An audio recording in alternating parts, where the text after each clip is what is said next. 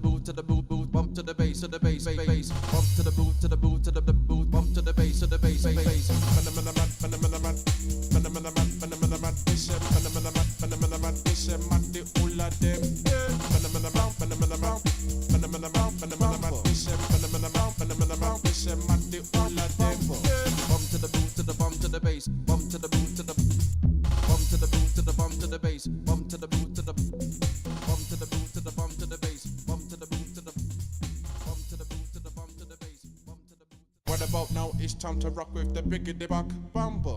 What about now? It's time to rock with the biggity back bumper. Bump to the bump to the bump to the bass. Bump to the bump to the bumper. Bump to the bump to the bump to the bass. Bump to the bump to the bumper. Bump to the bump to the bump to the bass. Bump to the bump to the bumper. Bump to the bump to the bump to the bass. Bump to the bump to the bumper. Bump to the boot to the boot to the boot boot. Bump to the bass to the bass bass. Bump to the boot to the boot to the boot. Bump to the bass to the bass bass.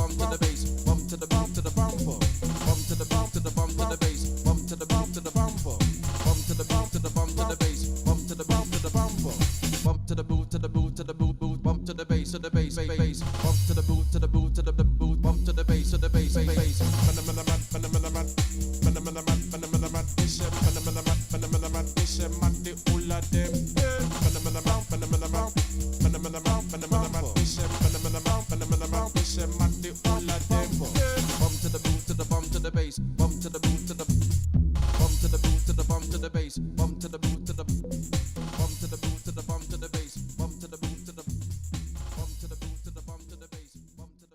What about now? It's time to rock with the biggity back bumper.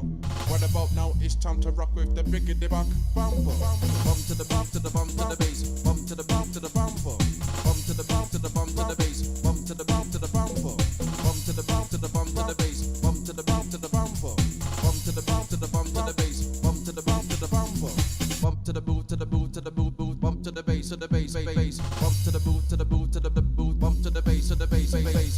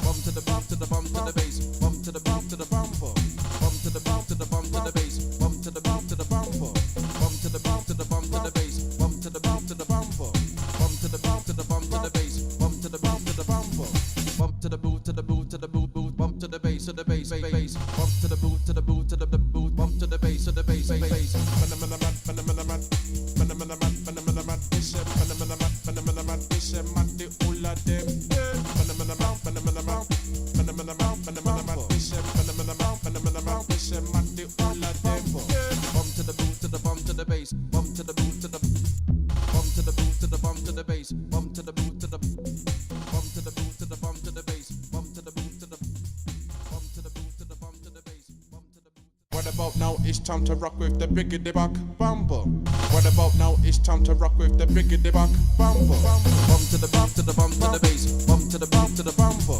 Bump to the bump to the bump to the bass. Bump to the bump to the bumper. Bump to the bump to the bump to the bass. Bump to the bump to the bumper. Bump to the bump to the bump to the bass. Bump to the bump to the bumper. Bump to the boot to the boot to the boot boot. Bump to the bass to the bass bass. Bump to the boot to the boot to the boot. Bump to the bass to the bass bass.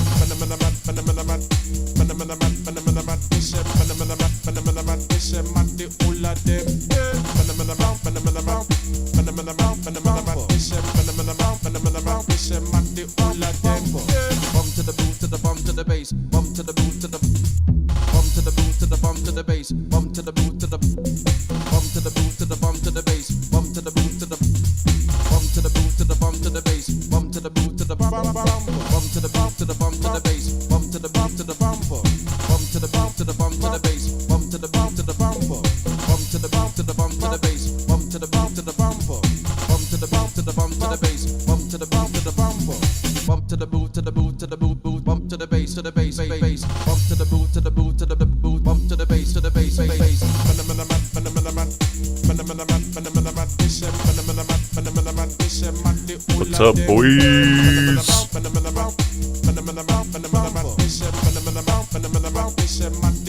Hope this isn't super loud. This song fucking rips.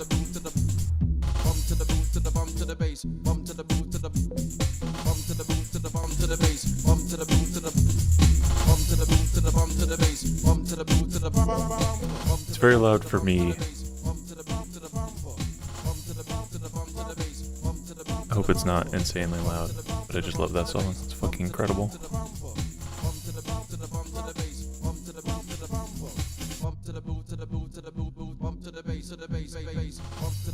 Wait, do I have two? Okay, no. Okay, so I'm continuing to test some things from last night.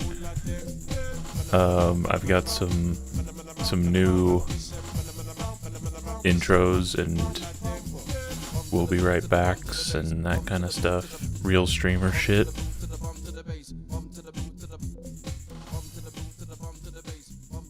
Here, I want to change my thumbnail here. 1 second.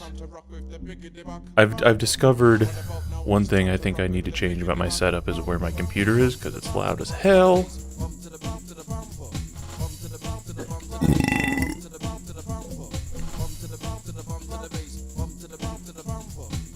How did I do this earlier? Oh, here we go, full screen.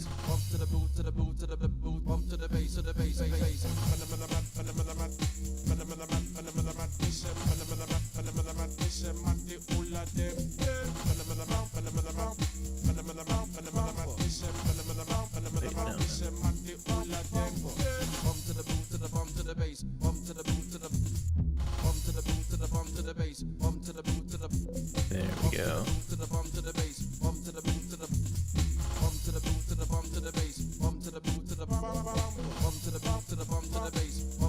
Alright, look at that.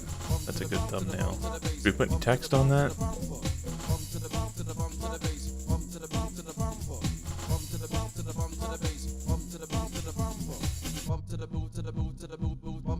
No.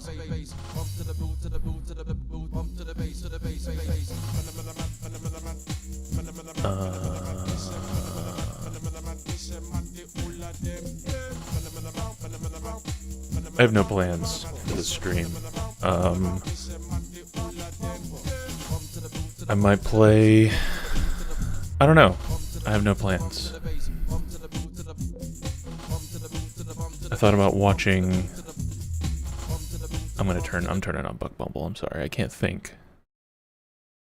I thought about... I've been thinking a lot about what I want to do in these streams in general.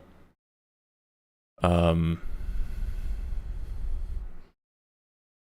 I kind of want to watch some things, like news things, perhaps. I thought about watching Fox News, because I'm always curious about what those freaks are saying over there, as well as other, like, right-wing podcasts and stuff like that.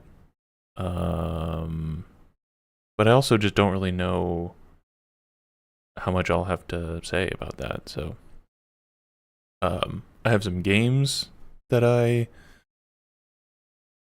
have thought about playing. Mostly, specifically things that I could play and kind of watch stuff at the same time. So, like, not super exciting things like Civilization. Just because that's very, you know, turn-based and easy to watch something as you play it. But yeah, we're still very much in the test phase, so we're figuring things out. What I really want to do is get my YouTube algorithm to where it will just show me stuff that I actually want to watch. Because right now, I just really don't have any idea of what to watch. And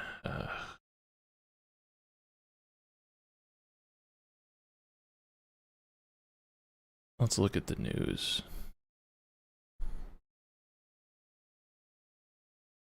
Trump says he will revise anti-weaponization fund, blah, blah, blah. Shooting in an In-N-Out, that's not good.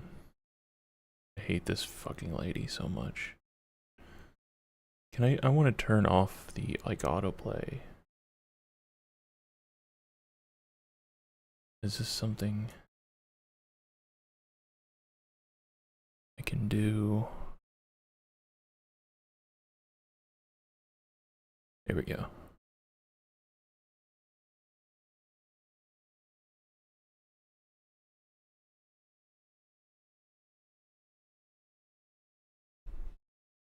I played around with my audio today, So hopefully it's decent.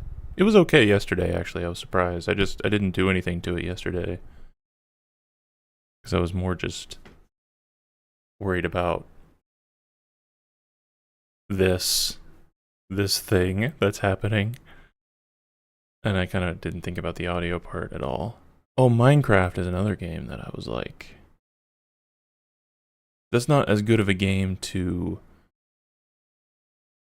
play while I'm watching things, I think. Because I just need to focus more on it. Do I want to watch Jubilee? This shit pisses me off.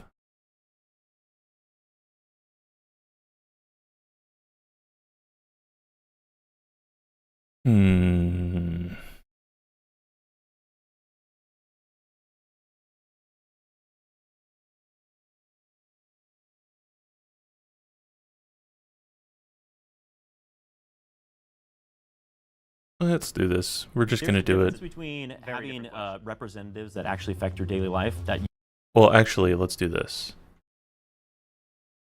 I just realized I didn't have my third monitor on, so this might fuck everything up.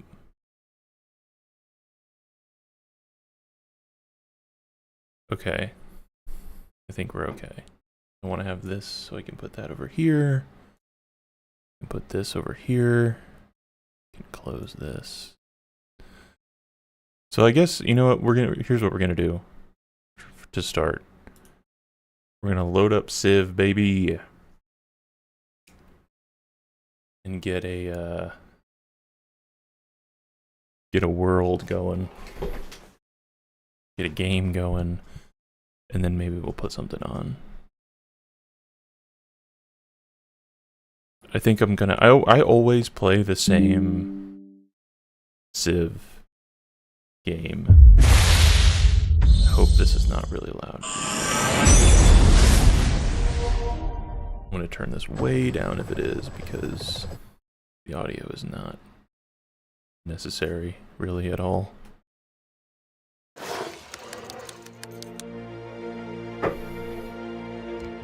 Great music though. And turn this shit almost completely down. I don't want to turn it all the way down because I like the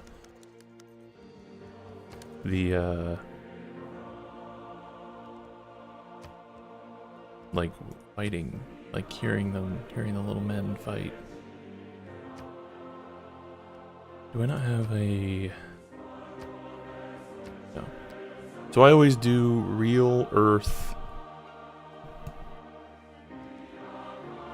True Start Earth, I think is what it's called.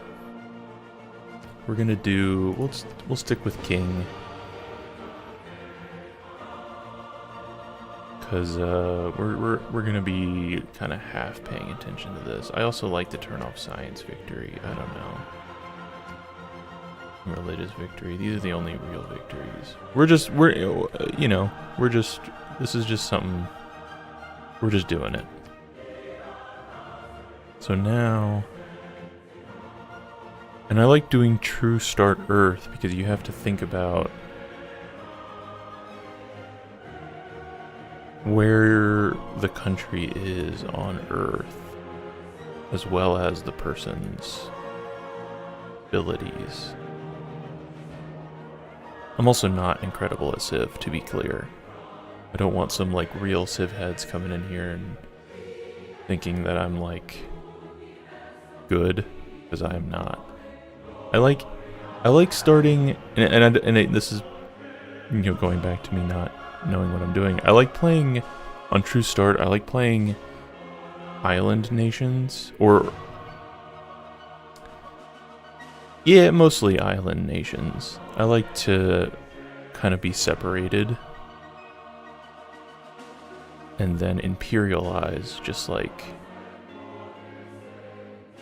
all good countries do. So I'm thinking England. I do like England. It's been a while since I played England. I've been playing Japan a lot lately. Norway's also good. It's not an island, but it's kind of close. It's a peninsula.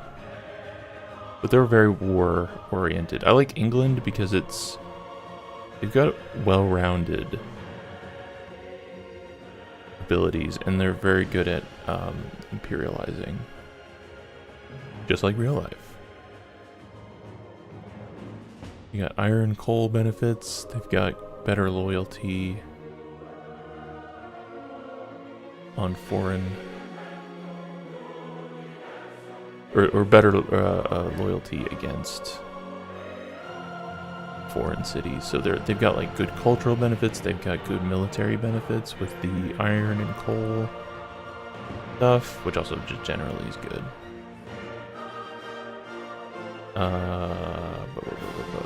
Their unique unit I don't really like, but that's not a huge deal. And they've got good...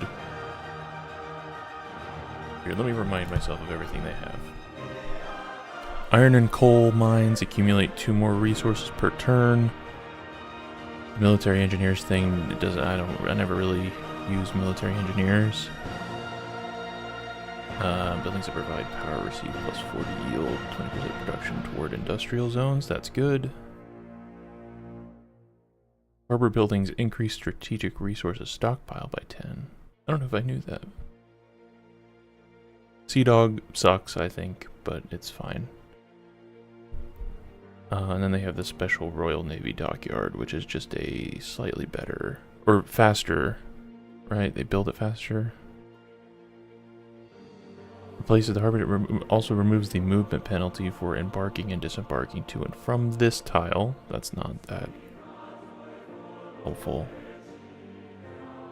I thought it was built faster. Is that other? I think that might be a Japan thing. Japan's also... I like Japan for the same reasons. Another island nation that is fairly well-rounded. It has some cultural benefits, like their special building.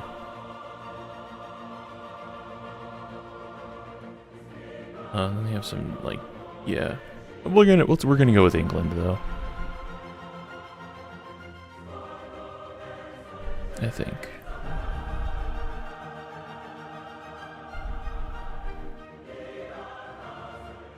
Yeah, we're gonna rock with England. Because I'm not really sure what I'm gonna go for this round. Probably some kind of mix of cultural and military. That's the most fun, in my opinion. I haven't quite figured out my green screen. I don't think it matters that much, because obviously I have a very stylized look anyway, but like we've got some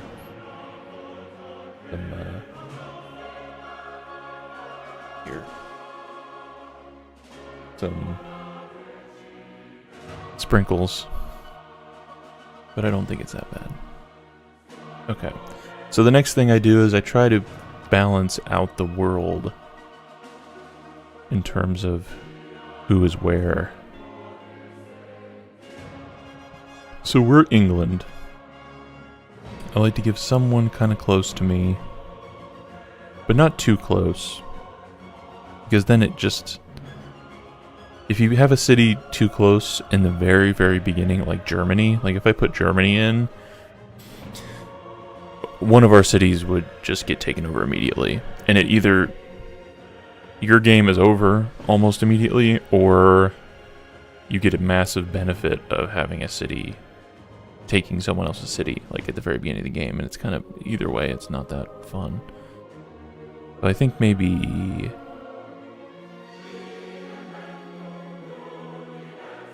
Probably not France. I'm thinking Spain? Because we could do, like... Or, do I have... see, I've been playing this on my tablet a lot, and I think I have different... I don't have all of the people here. I don't know if I have Portugal.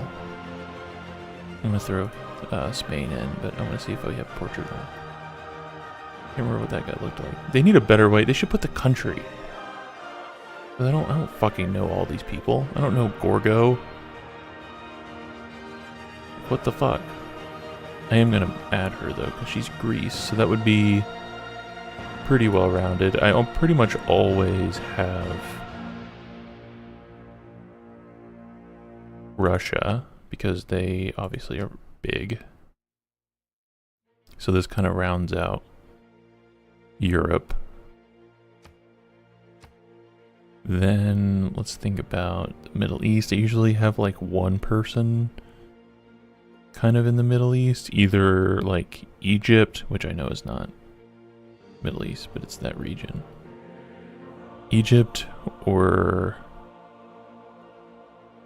Saudi Arabia.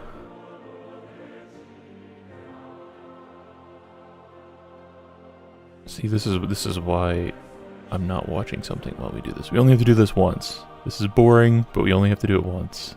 Alright? Calm down.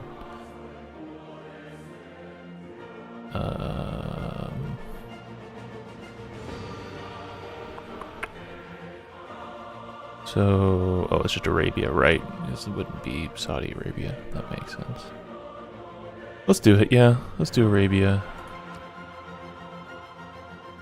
So then, I usually do 2 African countries.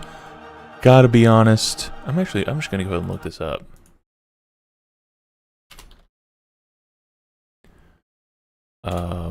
I don't know where any African countries are, dude. I'm sorry. I'm just being real.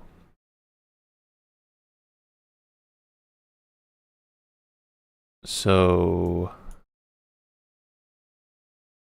okay, I'm finding out a problem already with my setup.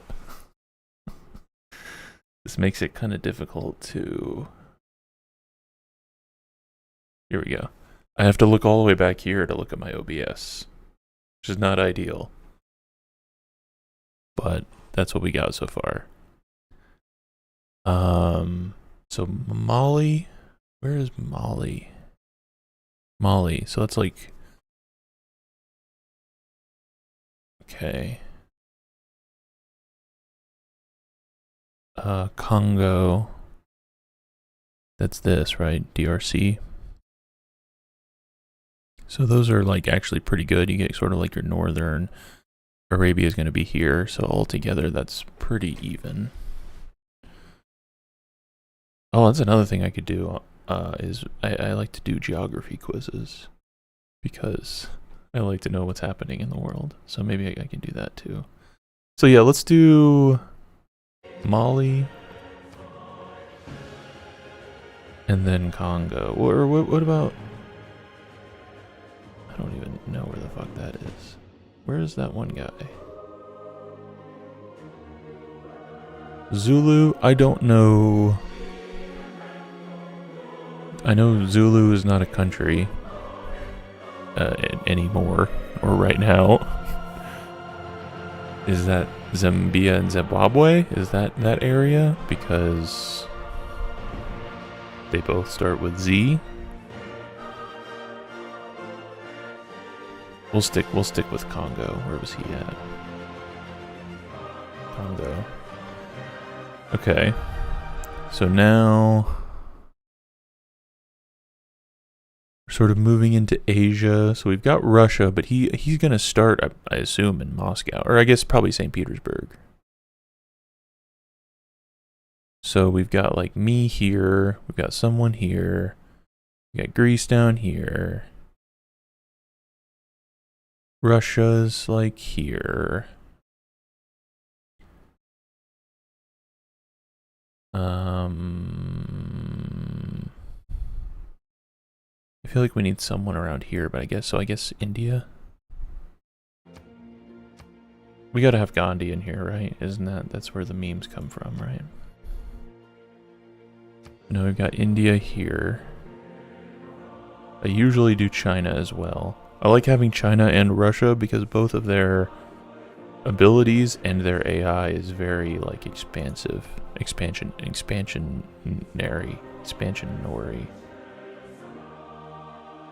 So they end up clashing because they're close relatively and they both expand a lot. So we got like India and China here.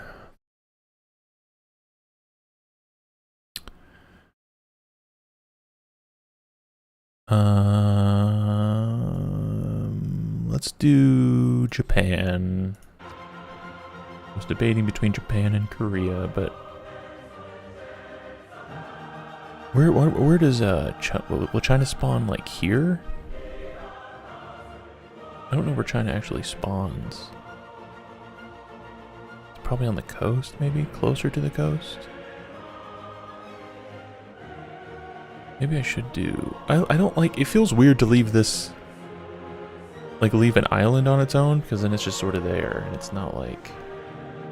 Yeah, we'll do Japan.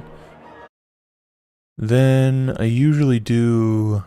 Well, let's do Australia. I was gonna say I usually do like Indonesia or Australia. Or I was gonna say I usually do Indonesia. Just because again, it feels weird to just like leave these islands here. Oh god, we haven't even done America yet.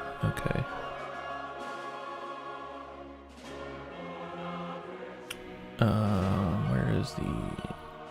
Where's Australia?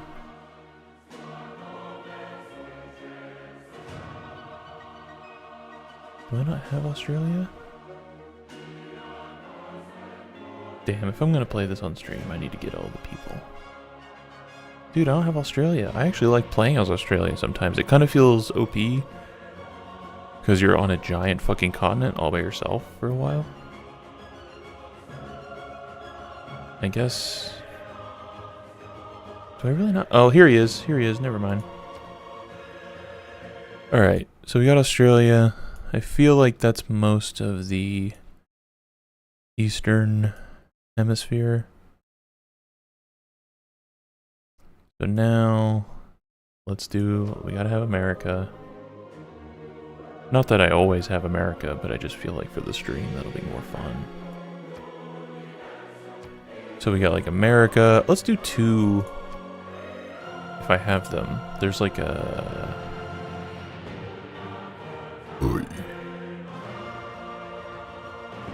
Pound Maker. I think he spawns in the west. So like we'll have someone in the east and someone in the west. And all of Canada is kind of up for grabs. Let's go ahead and have... I'm just gonna throw Brazil because he's right here. But I was looking for...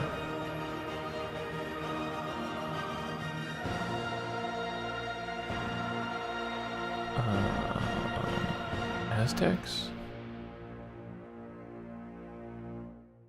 Aztecs. And then I want... Do I have someone else? I know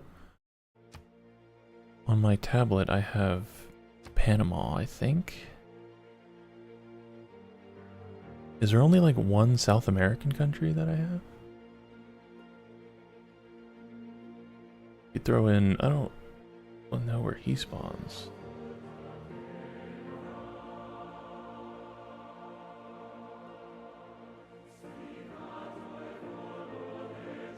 Inca.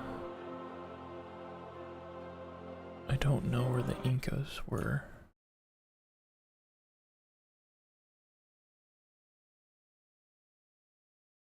Okay. So like Argentina? Ish? That would actually be pretty good. Okay. Yeah, we'll throw him in there. And I think that is... I think we're good. Alright.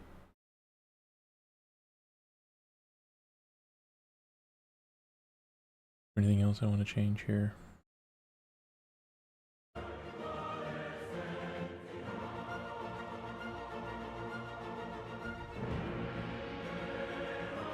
No, I don't think so. Alright, let's do it.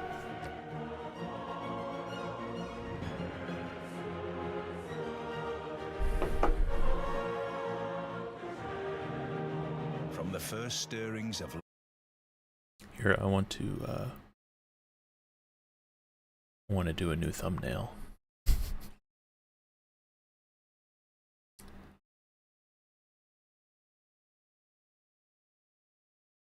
One sec, because I think this looks better.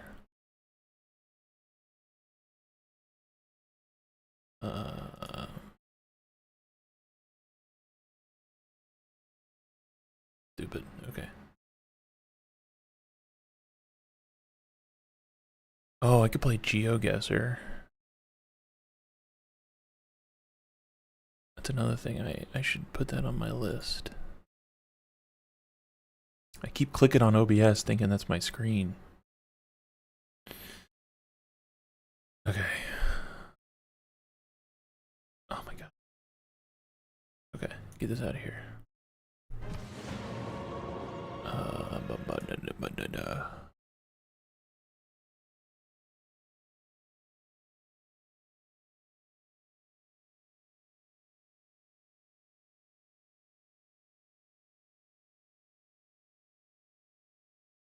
Move that.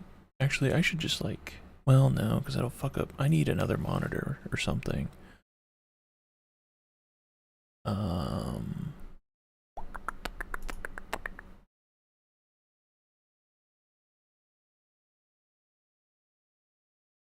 Oh. Does the thumbnail on a stream not matter? Like because like right now, I guess it's because it's playing a preview. Okay. I'm new, okay? Chill.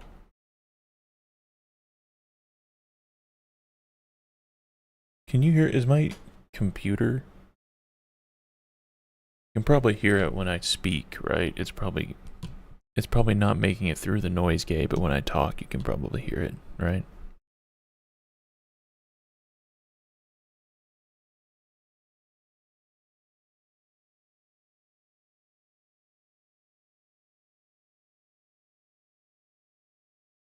Gets loud as hell, man. Okay.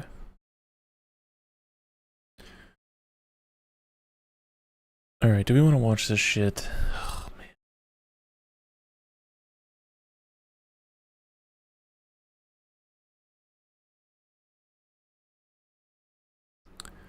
Do we? Part of the reason... I guess this is kind of the reason, part of the reason I want to make YouTube videos in general is that I feel like everyone pisses me off. Not in like a centrist way, because I wouldn't describe myself as a centrist by any means. But just there's just little things here and there. I mean, obviously right-wing people piss me off pretty much with everything they say. Man, this looks good as fuck on my computer. Holy shit. Look at all these people. Who are you?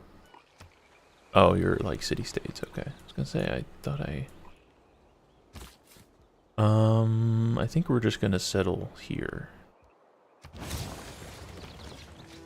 And since nobody... Well, there might be a city-state on my continent, actually. Explore, brother. And we're gonna start with... So this is the thing about being on an island, is that you do want to get the ability to embark like as quickly as possible. But also, we want to be able to extract these resources. So let's do mining first. That way we can build a builder. Okay. Alright, I'm gonna put this on. We'll see, I don't know. If I have nothing to say, then we'll move on. You participate in versus like, I'm trying to abolish the entire United States border. That's That was another thing I wanted to test actually in this stream, was not like something that is my ability to pause this. If I'm clicked into here, I can't pause this, right? practical. You were talking about abolishing That is ICE not- a moment ago, brother. Yeah. What are you talking about? Exactly. There's nothing you wrong want with to abolish abolishing ICE. borders. Just own it. I'm Mason, I'm a progressive. I'm Jake. I'm a social democrat. I'm Dennis. I'm an America First conservative. I'm Shabbos. I'm a newly minted conservative. And this is Roundtable. Let's get into it. For many years, I've called for bold, swift, and decisive action to protect the integrity of America's elections. Every American deserves. No, he Damn it. has been No, kind of. oops. This is really annoying. I want to be able to pause this while I'm clicked into this video. Or Been while I'm kind- clicked into my game. There's a difference. But I don't think I can do that. How do people do that on their streams? I mean, I can do it.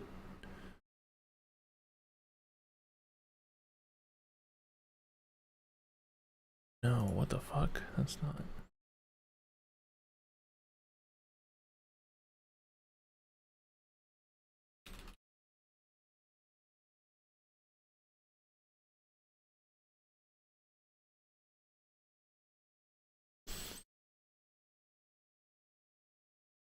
Seven of 12. Can I do that?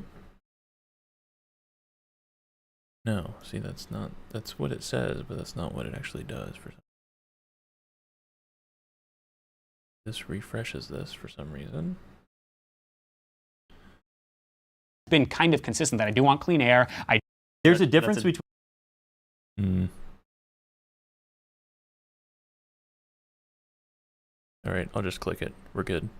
Having representatives that actually affect your daily life that you participate in versus like I'm trying to abolish the entire United States border. That's not something that is a practical. You were talking about abolishing ICE a moment ago, brother. Yeah. What are you talking about? Exactly. There's nothing you wrong want with to abolish abolishing borders. Just own it. It's gonna be a good one. I'm Mason. I'm a progressive. I'm Jake. It's not gonna piss me off at all. I'm Dennis. I'm an America First conservative. I'm Chavez. I'm a newly minted conservative. And this is Roundtable. Let's get into it. For many years, I've called for bold, swift, and decisive action to protect the integrity of America's elections. Every American deserves to know that when they cast their vote, that vote will be counted accurately in a system, and that is to make that system secure. One where cheating and interference are not oh god, they're starting just off with the subject that's going to piss me off the most. Impossible. Unfortunately, the system we have today falls catastrophically short of that standard. Tonight, I'm announcing the immediate declassification and release of critical intelligence revealing shocking vulnerabilities in our election infrastructure. This evidence shows that the election system we have dangerously exposes and really exposes like levels never thought possible to hacking, exploitation, and foreign interference. Just as disturbingly, this vital information has for many years. I'm sure they'll bring this up, but like the most frustrating thing about all of this election stuff is like basically the like foreign interference part, like what they're talking about with China, pretty much it's like exactly what Russia did, at least in 2016, but not as bad. And that's what they refer to as the Russia hoax. But when China does it, barely as much as Russia did it, that apparently constitutes a stolen election. I'm sure they'll talk about that, but covered just to up be clear. and hidden from you, the American people are beautiful, are great American people. But that all changes right now. The documents we will release starting tonight have been gathered by the White House Government Transparency Task Force, a great group of people, along with the staff of the President's Intelligence Advisory Board, supported by our top intelligence agency chiefs, who have all personally reviewed the findings. We are presenting this evening and fully confirmed their authenticity. Trump's push for secure, honest, and fair elections protects voting rights and strengthens democracy. Wow. I thought there was no way we were disagreeing on this one. Please tell me how the person who tried to overthrow democracy wants to strengthen democracy. You know, I don't want to watch this shit. I'm gonna be real with you. I think I'd rather watch Fox News. I don't know. I just don't want to hear, because I like the left people are gonna say basically what I'm gonna say. So like, what's the fucking point of me commentating on it? You know.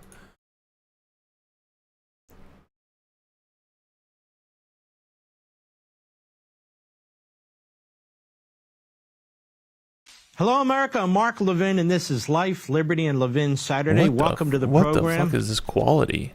I want to address Iran and Fauci. This is on what Fox does one News? have to do with the other? This looks absolutely like shit. Nothing. But they're two topics I think deserve.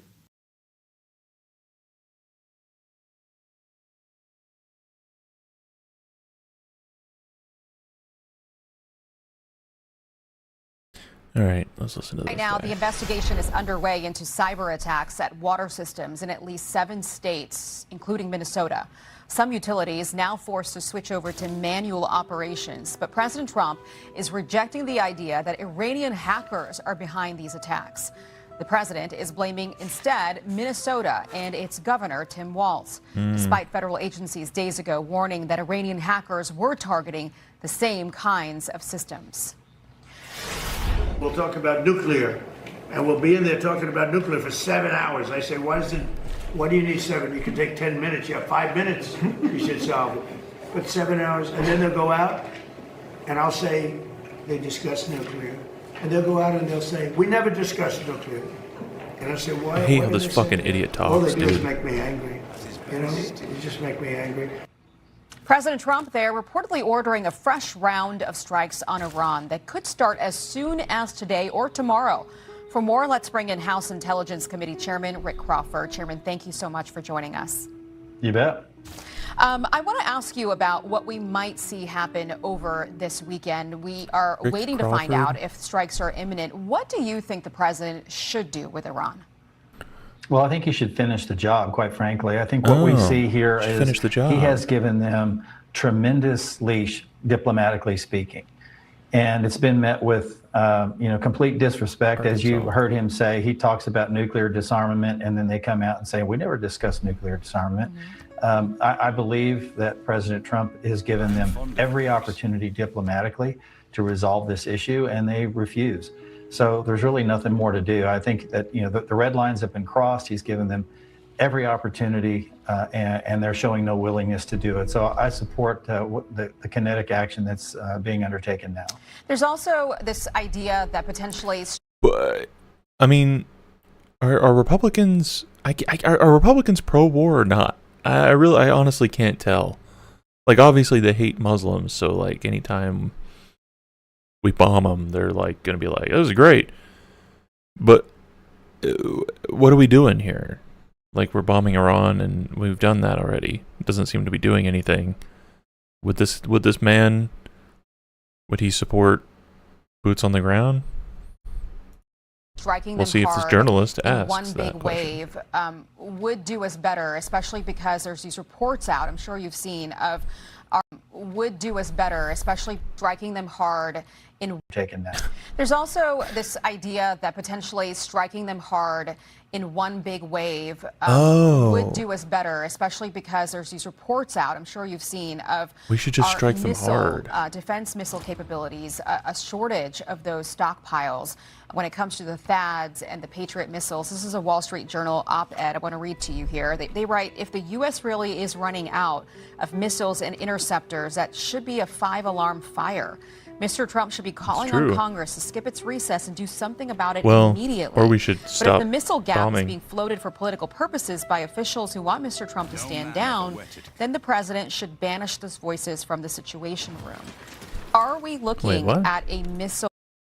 Banish those voices by officials who want Mr. Trump to stand down, then the president should banish those voices from the Situation Room. Mr. Trump immediately.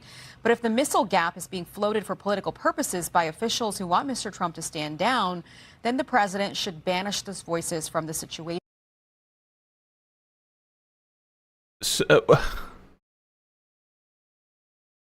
That seems like a very reasonable thing to be like, I'm not going to provide funding for this war because I don't think this war is good. That's a pretty reasonable, that's pretty normal in politics, I feel like.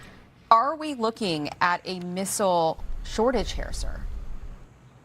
Well, I think magazine depth is always a topic of conversation, whether it's ours or theirs, and that's fair. That's a fair subject to address. But I do think there are some folks that may raise this for political reasons as ammunition to essentially say we don't need to be involved in Iran. And the fact is that this has gone on for 47 plus years. It's time that it's resolved. Iran has used the Strait of Hormuz as leverage to be able to develop weapons of mass destruction. Potentially, we know they've developed ballistic missiles with a pretty extensive reach and range. And they've done that behind their ability to be able to leverage the Strait of Hormuz. That's a great shot. What the fuck was that? 47 plus years. What the fuck was that? It's time that it's resolved. Iran has used the Strait of Hormuz as leverage to be able to develop weapons of mass destruction. Potentially, we know they've developed ballistic missiles with Did I see pretty that? extensive reach and range, and they've done that behind their ability to be able to leverage the Strait of Hormuz to their own effect. So that's a red line that's been crossed. What's we also going on know at that they've Fox had nuclear News, dude? ambitions for quite some time. Are they? No I bet secret they're there. using They're That probably has been using crossed. AI. This is it's as They're probably using like an AI camera switcher. they've done that behind What the their fuck? ability What to the be able to fuck? leverage the Strait of Hormuz to their own effect. So Oh my god. that's a red line that's been crossed. We also know that they've had nuclear ambitions for quite some time. No secret there. That has been crossed. This is it's as unfortunate as this is. The time has come, and the president that's willing to address it is sitting in the Oval Office right now, and I applaud his efforts to try to resolve this peacefully.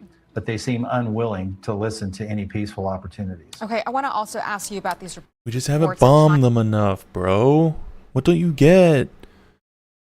Yeah, we bombed them with literally all of our bombs, but if we buy more bombs and bomb them more, then we'll win. Obviously. China is potentially supplying weapons to Iran. China has denied this. This is Treasury Secretary Scott Bessent this week, confident that China is not selling weapons to Iran. But here's what he said about what would happen if they were. Watch. If there were a proven delivery of Manpad's shoulder-powered rockets, that would be very problematic. I think that President Xi has great respect for President Trump. Chinese leadership will make sure that private sector actors do not transact in those kind of weapons. Chairman, if this is true, if China is indeed going behind our backs and helping Iran out, should the White House be inviting President Xi to Washington in September? That's a question that's probably better directed to Secretary Rubio and the president himself. But I will say this, that China has an extensive network to be able to distribute weapons to various countries. And so it's quite possible that Chinese originating weapons could find their way into Iran. I don't know. I'm not saying that they are. I'm saying it's entirely possible because that kind of thing has happened before. China has been involved in manufacturing weapons. What they do is for example, the RPG. That's a very simple, been on the battlefield for decades. RPGs are manufactured in China. They're knockoffs of the original Soviet models, and they found their way across the world in various theaters for decades. So it's not unreasonable to think that some Chinese knockoffs could appear in Iran through proxies, and I think that we have to be concerned about that. But I am encouraged if Secretary Bessent says there's an agreement that there be no direct sales from China to Iran, that's encouraging. But we do need to make sure that there's no back channel movement there as well. If we do discover that this is true and it comes out that this is what they're doing, how would you respond? Well, I mean, I'm not going to speculate on hypotheticals what the response would be, but certainly the point that you raised about is it appropriate for us to be meeting with the Chinese if they are in fact arming our adversary in the Middle East, I would bring that question up. I think that we want to make sure that we're engaging with the Chinese in good faith, and they're engaging in good faith with us. And I'm not sure that's going to be the case if they are working around finding backdoor ways to support Iran. Especially if it's putting our service members at risk. That would be quite a problem. Chairman, thank you. Anyone who puts our service members at risk is bad, in my opinion. So much for joining us. Have a great weekend. You bet. Be sure to like and subscribe for all the Fox News latest on YouTube. Like and subscribe. Catch full shows streaming now on Fox One. There's another. Oh God, there's another. So I thought about watching Fox News.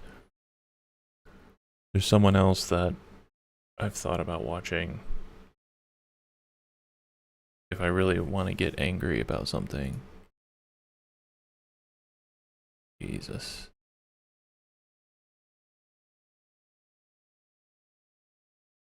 Oh my god.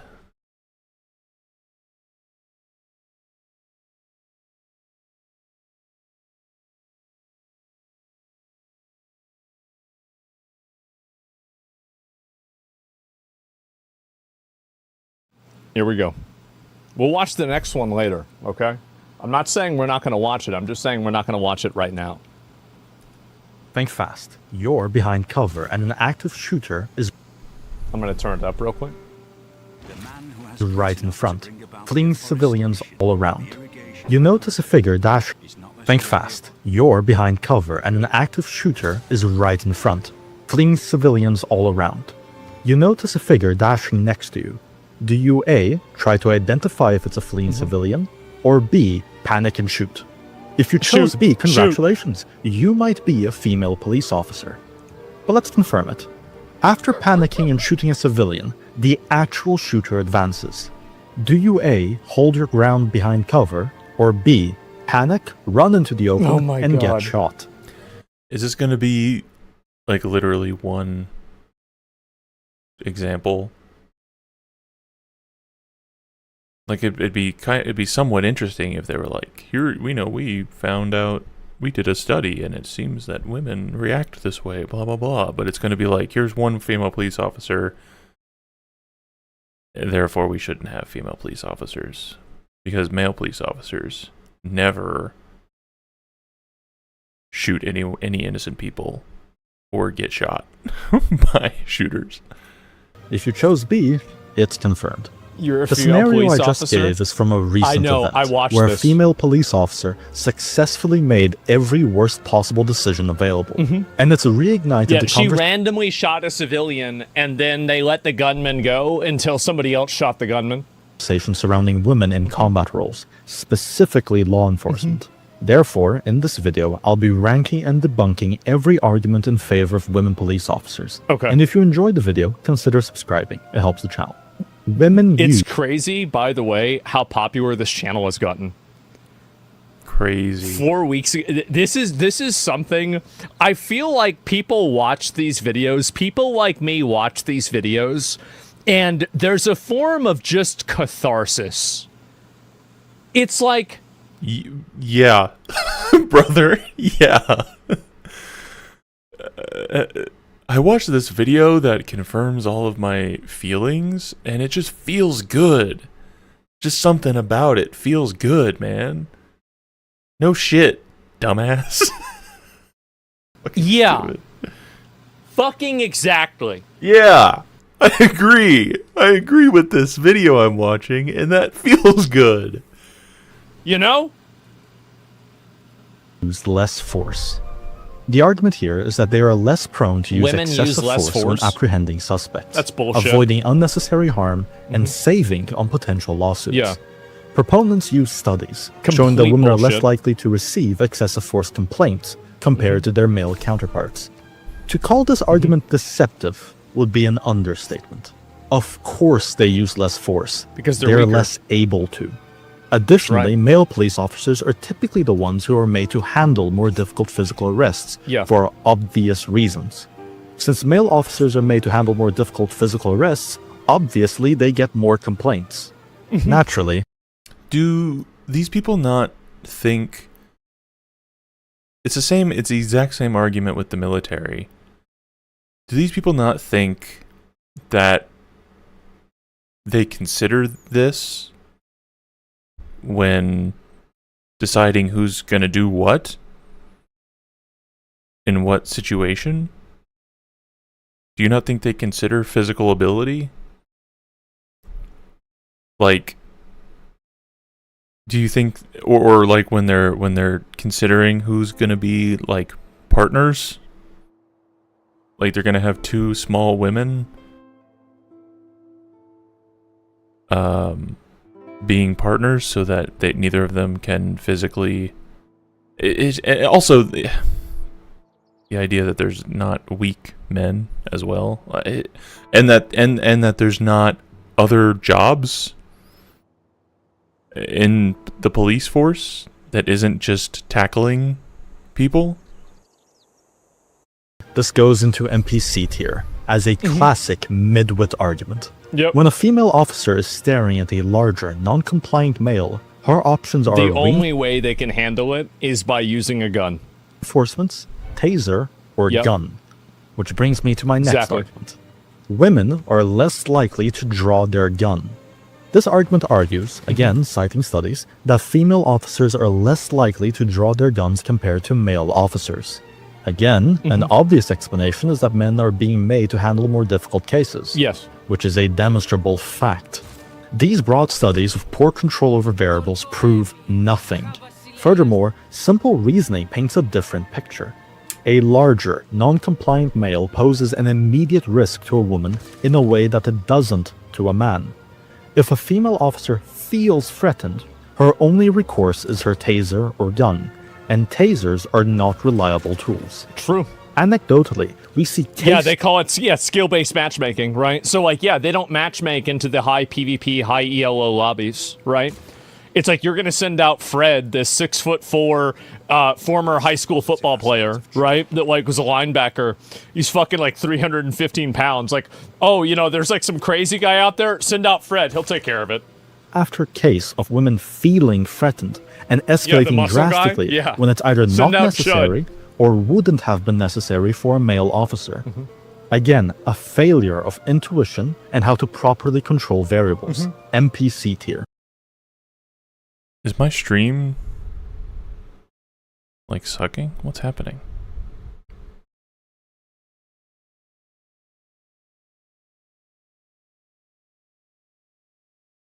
Is it when I'm playing something, my stream? Or was that just my Wi-Fi?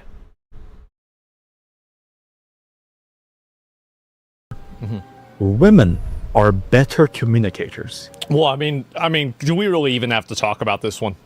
Better properly control variables. NPC tier. Women are better communicators. Well, let me hear what they're gonna say. Well, first. I mean, do we really even have to talk about this one? I mean, do we even really need to talk about this? I mean, what are we doing? What is this?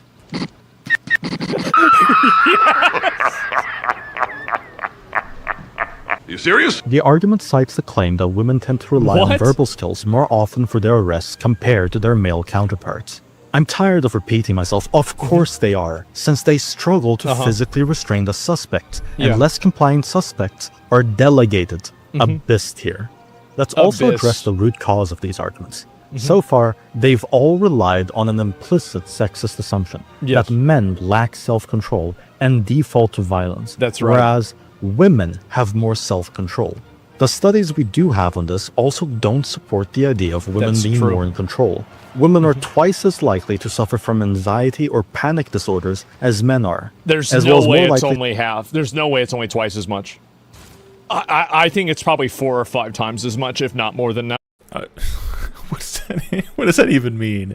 I think it's more than that, actually. What I was gonna say, it goes off of the better whether or not women are better communicators. It's always it's so frustrating. It's the same, you can use the same argument in DEI in general. It's it's not. Police officers do a lot of things, and some people are better at certain things. Not even gender, but do you not think there's no situation where a female officer generally, if we're going to generalize, we're generalizing about gender and sex, there's no situation where a female officer would have an advantage over a male officer, right? Dealing with women, other women, for example, right? Maybe in a domestic dispute, right? Women sometimes don't feel comfortable talking to a male officer about some domestic violence issue or something, or maybe they would just feel more comfortable talking to a female officer,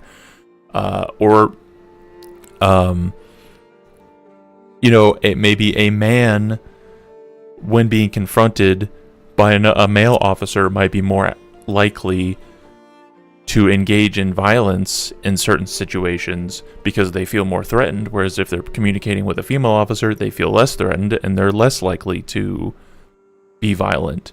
Or children, right? Dealing with children, getting, speaking, communicating with children. It's like there's so many situations that police officers deal with.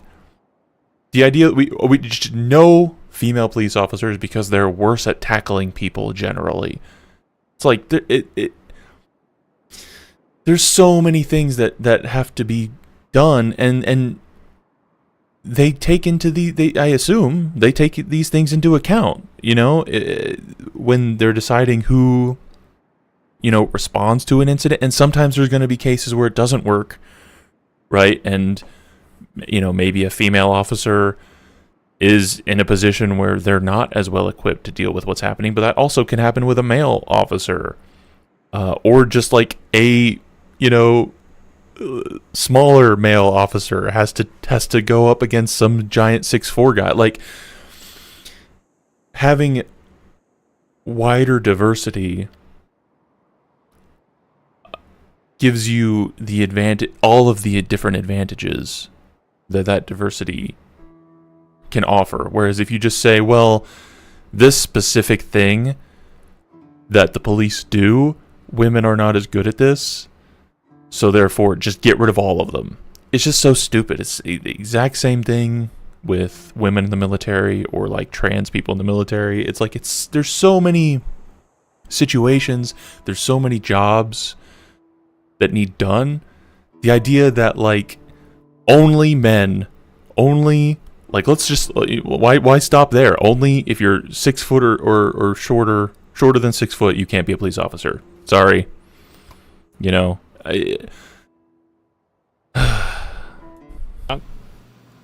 To suffer from PTSD.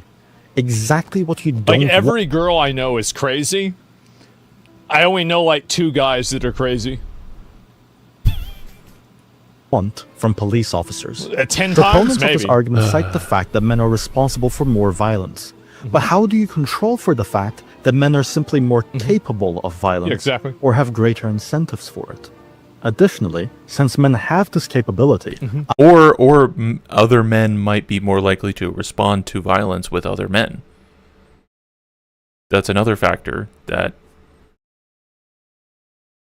could, lead to it. I mean, I understand what this video is trying to say, but they just assume that police are doing one thing. And if you can't do that thing better than, if a woman can't do that thing better than a man, then they completely shouldn't be allowed to be police officers. It's just fucking stupid. a lot more effort is used in training them to control it since boyhood, Exactly. a process that is often neglected on girls, which explains a lot of modern phenomena. Yeah, female NPC aggression. tier. Better results with victims. This argument makes the case that women typically get better results trying to get victims of abuse or similar crimes to open up. This is actually true, Yeah, and I it's get one of that. the ways that women have Sure. genuinely contributed. And the best part, it does Well, okay. I'm glad that this person brought it doesn't up. require women to be police officers or in combat roles. That's right. They can be social workers, consultants, or other. Well, see, now we're getting into a reforming the police argument, which, I mean, I don't know anything about this channel, but that's a very... I mean, that's a pretty left-wing position. I kind of agree with that. Police maybe shouldn't always be the ones responding to domestic disputes, but that's also the system we have currently, and so that absolutely, like, that's you're making an argument for either women should be police officers or we should reform the way we do policing in this country. Both are things that I would agree with. One of those two options would be what I would agree with. Outside help, A therapist. so that their unique talents can be fully utilized without having to put their lives I would and say that's others a good at risk argument. by doing I would even something put that they're at the not top. suited for. Flawed tier. Better community perception. The claim here is that the populace prefer and trust female officers more, which is highly debatable. Oh my god, bro, like... Additionally, what happened to tearing down gender stereotypes? Yeah. Public perception is just stereotyping, Why are we condemning stereotypes when it goes? Yeah. It's not. First of all, like weaponizing gender differences in this way is really annoying, where you use them to your advantage when you want to make an argument, but then when someone else brings it up, you're like, whoa, this is a stereotype, we can't do that. That's annoying. But second of all, gender stereotypes are like they're stereotypes for a reason, because people believe them, right? Whether it's right or wrong, you can probably debate that depending on the specific stereotype. But if people feel that way genuinely, then that's going to affect how they interact with female police officers. So regardless of like, are we promoting gender stereotypes? It's not. It's about how people actually behave, and saying we're just going to ignore these gender stereotypes because we disagree with them, even if it is how people actually behave and react to women. Isn't that like the opposite of what you want? Isn't what you want a like realistic understand, like to realistically think about how the interactions of gender, and not just say, oh well, women can do anything a men can do? Isn't that what you're advocating for here? The way they sort of like snake between these two positions of either, yeah, obviously these gender stereotypes are real, and oh, aren't you being hypocritical? It's really annoying. Against the agenda, but using them as an argument when it's in favor. That's exactly what you're doing. That's exactly what you're doing.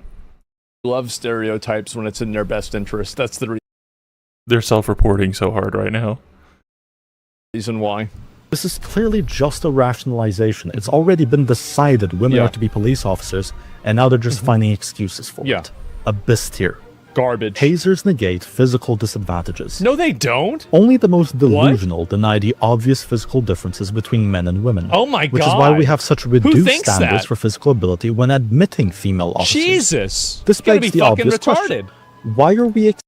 I don't think anybody thinks this. This is like the most strawman-y strawman of all time. Everyone understands there's physical differences between men and women.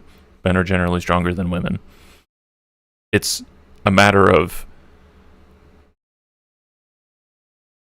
how important that is in every single situation. Accepting subpar candidates just because of their gender. Yeah. Their counter is physicality doesn't matter. The taser exists. Already, this is foolish. Chases, wrestling, takedowns are all part of the job. But even more importantly, how reliable are tasers? Not very. Well, for starters, a portion of the population are just flat out immune to them. Their ranged option is extremely limited. Is that true? What does that mean to be immune to tasers? You're immune to electricity? What does that mean? Like, I know it's not always that there's levels of effectiveness, but say the statement a portion of the population is immune to tasers, I feel like is a crazy statement. But I don't know. I don't know. That could be true. I don't know. Is there some sort of genetic thing that makes it that you can just tank a taser? I don't know. I know drugs can do that. Different kinds of drugs can do that, but the way that's phrased, I don't know if that's accurate. Inaccurate and hard to reload. And a taser is often best used when already in a melee altercation, which involves grappling and because you have wrestling. to be close. Only an NPC That's can a argue that terrible, physicality doesn't matter tier. in law enforcement. Yes. Physicality is the only meaningful difference. Not only does this argument set aside a very important difference, this argument also contradicts earlier pro-women officer claims, as well as the statistics we have regarding likelihood of panic and anxiety disorders. And it goes deeper. Reaction time, spatial awareness, innate... See, this is the reason why men beat women in every single competitive sport that has to do with anything that's like hunting related. Like if... So at what point is it... Like, why break this down at gender? Why aren't we just measuring people's reaction times and deciding whether or not you can be a police officer based on that? Like, the weird... Like, I understand Why is my fucking green screen fucking up? I understand. Like, I'm not denying any of these physical differences. What I'm saying, primarily, I think that my response to everything this video has brought up would be, one, there's an infinite number of situations that police officers have to deal with. The idea that there's no situations where a female officer would be advantageous over a male officer is just stupid. So there's that. But then two, why break it down at gender only and say, well, any man is fine. Not any man, obviously, if you can pass the whatever physical requirements, but no women, whether or not you can pass the physical requirements. Like, why is gender the dividing line? And I'm not saying that in a sense that I don't recognize there are physical differences between genders. There absolutely are. But if the physical differences are the problem, let the physical differences be the dividing line. Let anybody attempt to be an officer, measure these physical things that you think are important, and leave it at that, instead of just saying no women and only men. That's again, it's the same thing. I feel like that same thing applies for like the military. If you can imagine killing an animal that's this way, the odds are that men are going to be outperforming women by like a metric of like 100 to 1, 1,000 to 1. I love how Asmongold just it's all just vibes. Like, I don't know, I think what did he say? Like 10 women are 10 times more likely to be crazy than men? Just because men are 100 times more likely probably to be this way. It's just like, it's just based on, it just seems right. Probably 10,000 to 1. Yeah, 10,000 to 1. This is just the way it is. Even chess. 100 to 1, 10,000 to 1, somewhere in between there. It's like even chess. It's exactly it. Hierarchy are all things men outperform women in and are invaluable in combat roles. The belief that the only differences between the genders are physical is quintessential midwittery. Yep. NPC tier. It's necessary for gender equality. This argues that even if the disadvantages of women in law enforcement and combat roles are conceded, it's still necessary in the name of gender equality. The issue is, it's crazy. I don't know anybody who would say that. That just, I mean, I'm sure there's people who would say that, but that is stupid, but I just don't really think anybody really is saying that. Always need to have the roles that are like high value, but we don't need, why do we not have gender equality with garbage men? Why do we not have gender equality with a janitor? Those are never discussed. If we need to accept worse performance and a higher risk to people's lives just... Well, because I think if anybody is bringing up a gender equality argument with police, it's because the general population is going to be interacting with police. Right? And so if you're a woman, like let's say we banned female police officers, if you're a woman, that's going to make your interactions with police very different. But that's not the case with garbage men, right? To include women, then gender equality does not exist, whether you include them or not. You can call reality sexist all you want. It won't change to accommodate your sensibilities. But you will get people killed by denying it. That's true. Abyss tier. Men and women are different. And if you can't accept that, that can't be blamed on just your stupidity. True. That's a choice, and one that's costing lives. That concludes the tier list. If there are any other arguments we'd like to see ranked, please share them in the comments below. And And again, like Asmongold just being like, there's no good arguments because this video that is specifically talking about how women shouldn't be police officers, there's no argument. He didn't present any good arguments for why women should be police officers in this video. That is, the entire point is to say that women shouldn't be police officers. Genius. like to give a special thank I'm you gonna link to you guys all the our video. channel members, our patrons, and those who bought merch. We greatly appreciate 165,000 your support, followers now. as this channel would Subscribers. likely not be possible without it. Mhm. If you would like to participate in our supporter exclusive... Alright, unfortunately, watching Asmongold it's too easy. It's too easy to make commentary on. Here, I'll be right back. We're probably going to continue watching this. I'm just going to go pee really quickly. And I want to test out my... We'll be right back. And I want to fix my fucking green screen. What the fuck? Why did it just start doing this?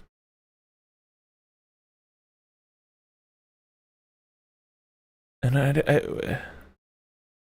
if I fix this in my source in OBS, will it apply? It won't apply to all the sources, will it? I don't think it will.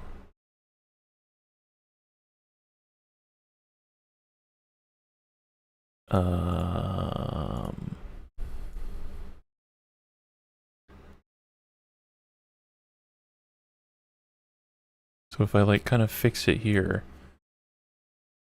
Okay. That's working better. See, but then it gets my head a little bit if I do it too much. I don't mind a little bit of the sparklies because again, like obviously we're going for a very stylized thing here. So it kind of still looks generally okay, I think. But does that fix it here? Oh, it does. Oh, I didn't know that that's how that worked. Okay, that's good to know. Okay, I'm going to test my "we'll be right back" thing, and I'll be right back.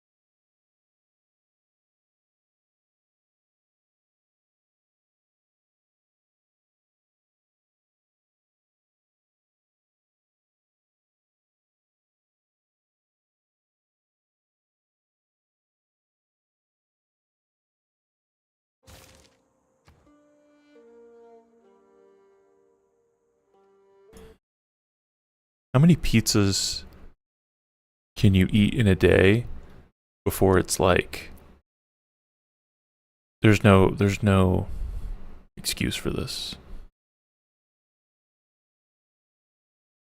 I had a pizza for lunch, which was like at 2 o'clock, and I haven't eaten. That's the only thing I. Well, all right. Listen. All right. It's gonna make me sound like a fat ass. All right. Listen. All right. It's Saturday. All right. I eat pretty good during the week. I eat pretty healthy during the week, but I had a pizza for lunch and I had a little Ben & Jerry's thing. That's all I've eaten today. I have another pizza in the fridge. Is eating 2 pizzas in a day, is that like crazy? If that's all you ate? And a Ben & Jerry's?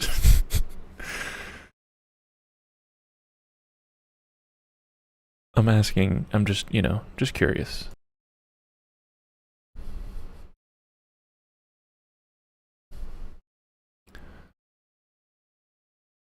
Yeah, I definitely need a different monitor setup here.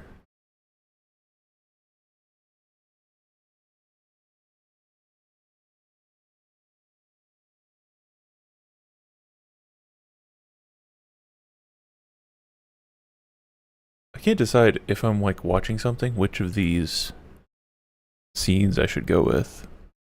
Having the video I'm responding to be smaller. I'm also kind of thinking about, like, I kind of want to cut these VODs up into clips and maybe into like portrait. And I think this scene would be best for that. Because this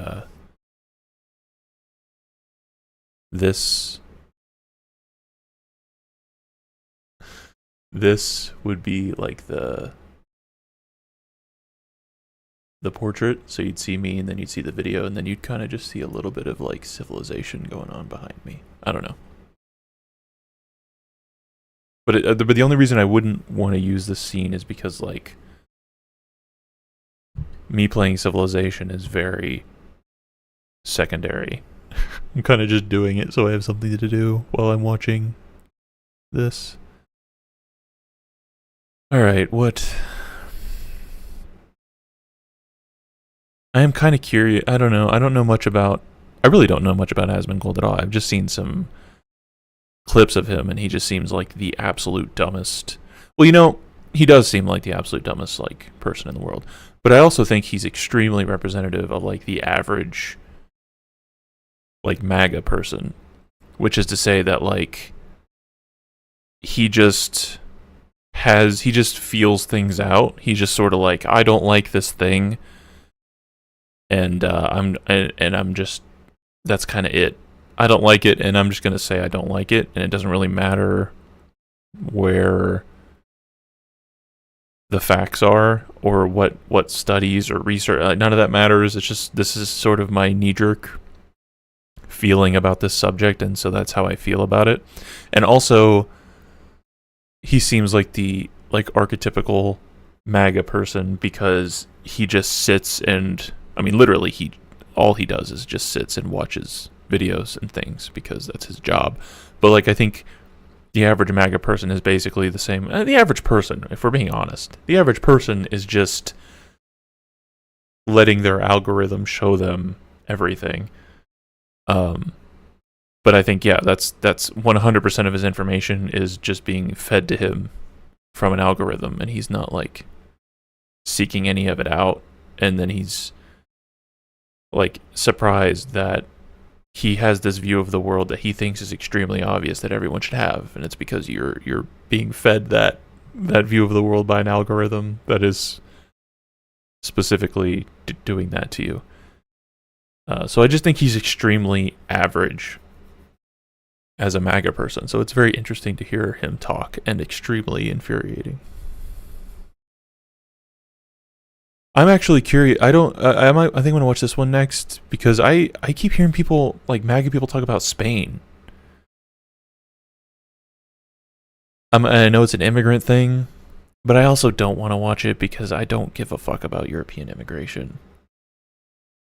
I think their immigration situation is extremely different to the American immigration situation, and people like MAGA people like to extrapolate from what's going on in Europe from an immigration perspective and say, oh yeah, and that's why we in the United States need to kidnap people off the streets and send them to a foreign prison. It's like, these are very different. These are very different situations. Oh god, we want to look at the vaccine stuff. Oh god. There's no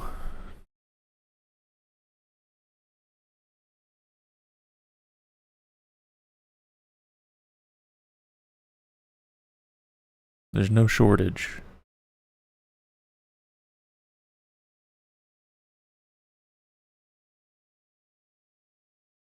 I don't want to hear him talking about Hassan. That's for sure. Let's watch this. This is short. This is a distinctive and unique evil. I'm going to turn it up and I'm going to reset it. It has always been driven by a hatred. Above all else, a hatred for civilization itself. This is a... He said it. Distinctive and unique evil. It has always been driven by a hatred. Above all else, a hatred for civilization itself.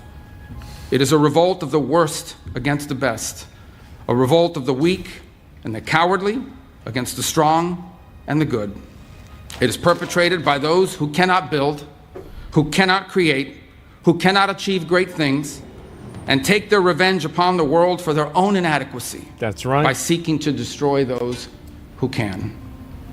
This is what radical leftism is. We're in a dark age right now, baby, in more ways than one. It may wear various... Oh my god.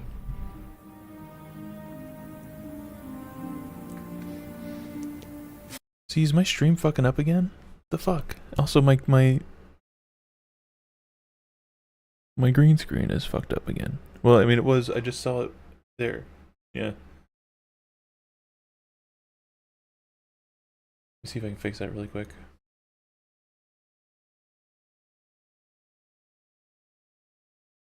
Here.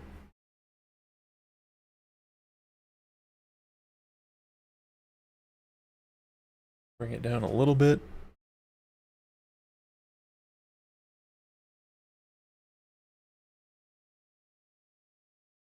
Okay. It looks okay. Fucking finally. This, if I hear, like, I want these things accompanied by actions, but I love the fact that the words are just simply being said. I think my stream is fucking up whenever I'm playing something. My computer should be able to handle this. One sec. What are we at right now? What's going on?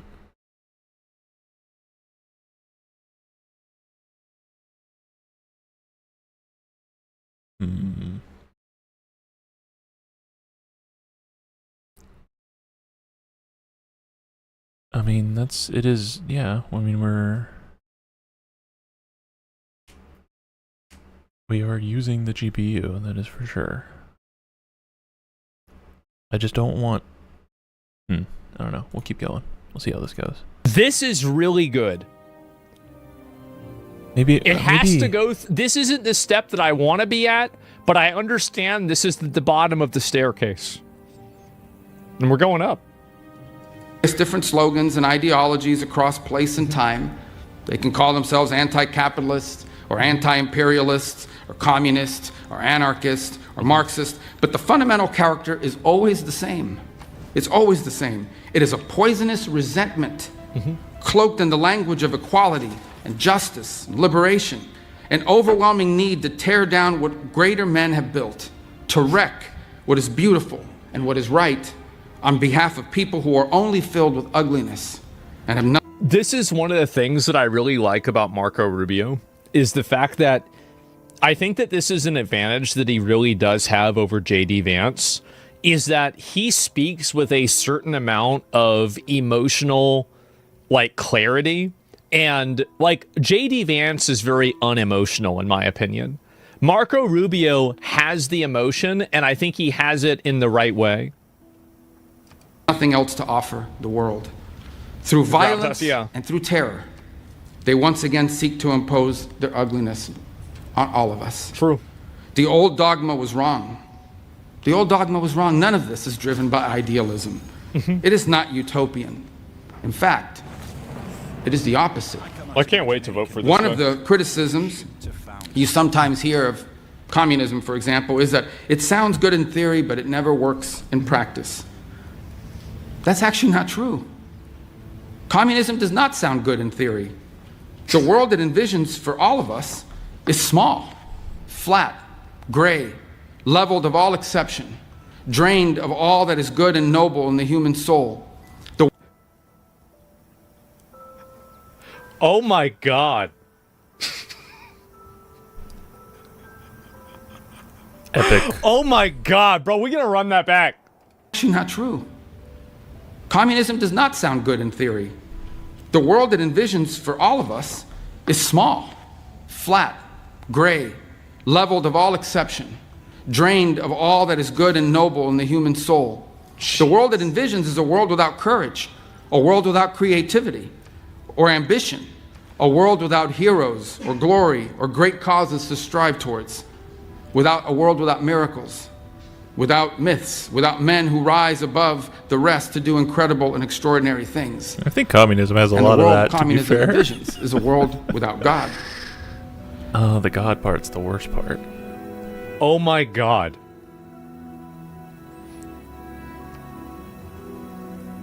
Oh my God. This is insane. This is epic, bro. For these architects of revolutionary violence, the towering achievement of our civilization, for them, it's an unbearable humiliation, a reminder of what they cannot do, and a reminder of what they cannot be. So they choose instead. Because they're losers. I mean, I'm not a communist, to be clear, but like this guy's talking about Zoran Mamdani right now. Like that's when he's talking about communism. Like that's what he's talking about. Like if we were talking about Stalin, I wouldn't necessarily agree with or disagree with what Marco Rubio is saying, but they're looking at like Zoran Mamdani and they're like, this is communism is at the door. Like, they attack pipelines. Yep. And it's the same shit, man. It's the same fucking shit. The only difference is that some people on the left are like actually calling themselves socialists. But the Republicans are, it's like who is listening to Republicans right now and being like, yeah, they are communist. Like I thought Kamala Harris was a communist. I thought Joe Biden was a communist. I thought Barack Obama was an Islamic communist. You know, did they call fuck, what's his name? The guy who lost to George Bush but shouldn't have lost. Al Gore. Did they call Al Gore a communist? When did this? I know, like Reagan did a lot of this, but were they calling Al Gore a communist? It's just like, it's so funny. It's especially funny with Zoran Mamdani because they are saying literally like almost like 90% of what they say about Zoran Mamdani. They said the exact same shit about Barack Obama. That he's like an Islamic terrorist, communist, who's going to let terrorists into our country and, you know, institute Sharia law. Except, you know, we had 8 years of Obama, and none of that came anywhere close to happening. But now, we're just doing all of it again. And a significant portion of the population is like, oh fuck, it's true. It's just like, my country, man, what are we doing? Railroads, they attack power grids and laboratories, the physical embodied symbols of power and invention and achievement. This is the nature of the terrorism we face today. They despise the West because the West is great. Fucking exactly. Dude, this is exactly what I want to hear about. It is. This is like, I want to hear, like, we have such a huge problem with domestic terrorists, and we have to. We have such a huge problem with domestic terror. You can barely even go outside without running into a couple domestic terrorists. Go after these people the same way that we went after Al-Qaeda, the Taliban, and ISIS. We have our own ISIS inside of America right now. Bro, fuck, man. It's so depressing. That there's so many people who think exactly like this fucking idiot. And you know that, because how many views does this video have? 800,000. In 2 weeks. That's actually pretty low for him. But people, Alex Preddy is basically ISIS, right? Renee Good is basically ISIS. It's just fucking, you know, it's the thing that makes me the most mad. Just call yourself a fascist. Like, just say it. Like, it's so annoying to me that these same people will argue and be like, we're not define fascism. What's fascism? It's like, you exhibit every aspect of fascism. You want the government to crack down on its own citizens in the same way that we crack down on the people who organized 9/11. It's just like, it's such like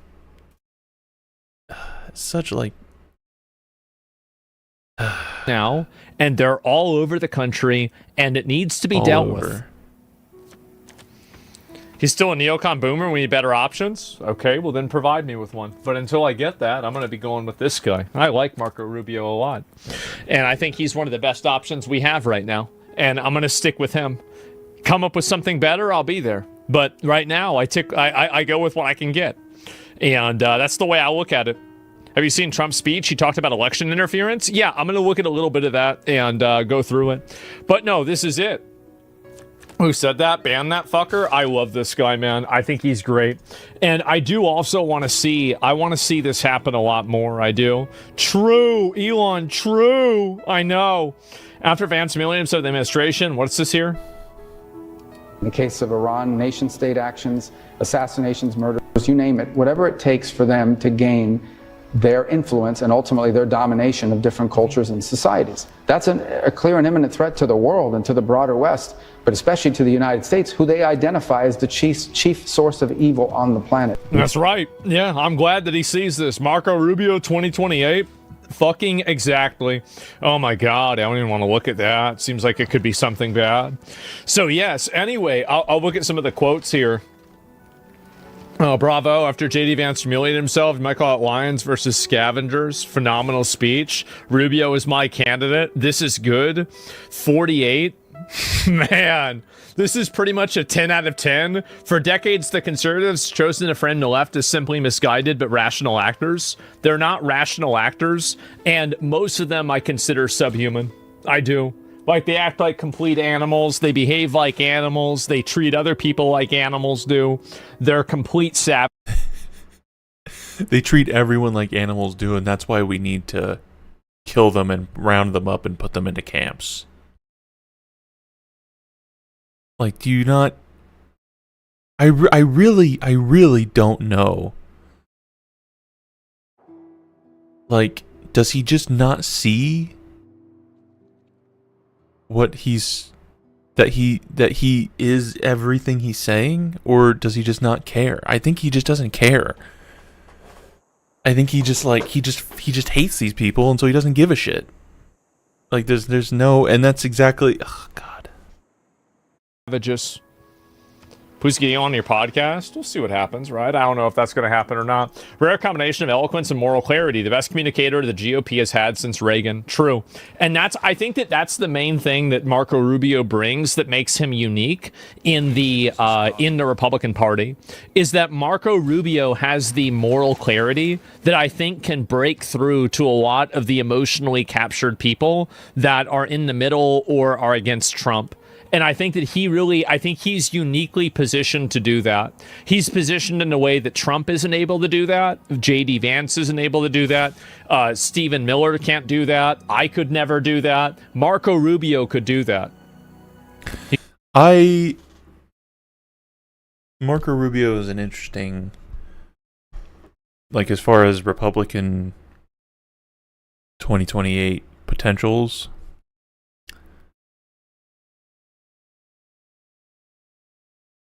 I mean, it seems, anything can happen. It seems like it's probably Marco Rubio or J.D. Vance. I think, obviously, I'm never going to vote for either of them, but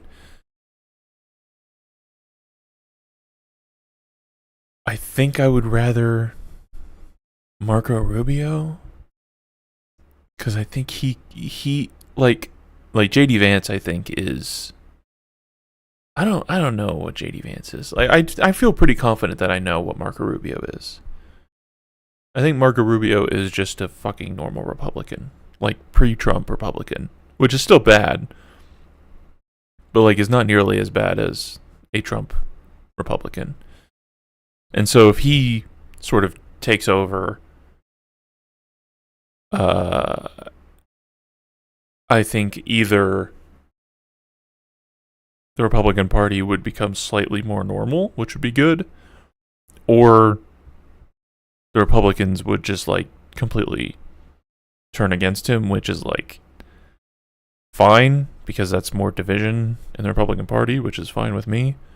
And that's already where we're at. Like, we're already at a like point where the Republican Party hates sort of traditional neocons. So like I would prefer a traditional neocon to literally fascism. So I feel like either way, for me, it'd be better if Marco Rubio takes over. J.D. Vance is scarier to me because I think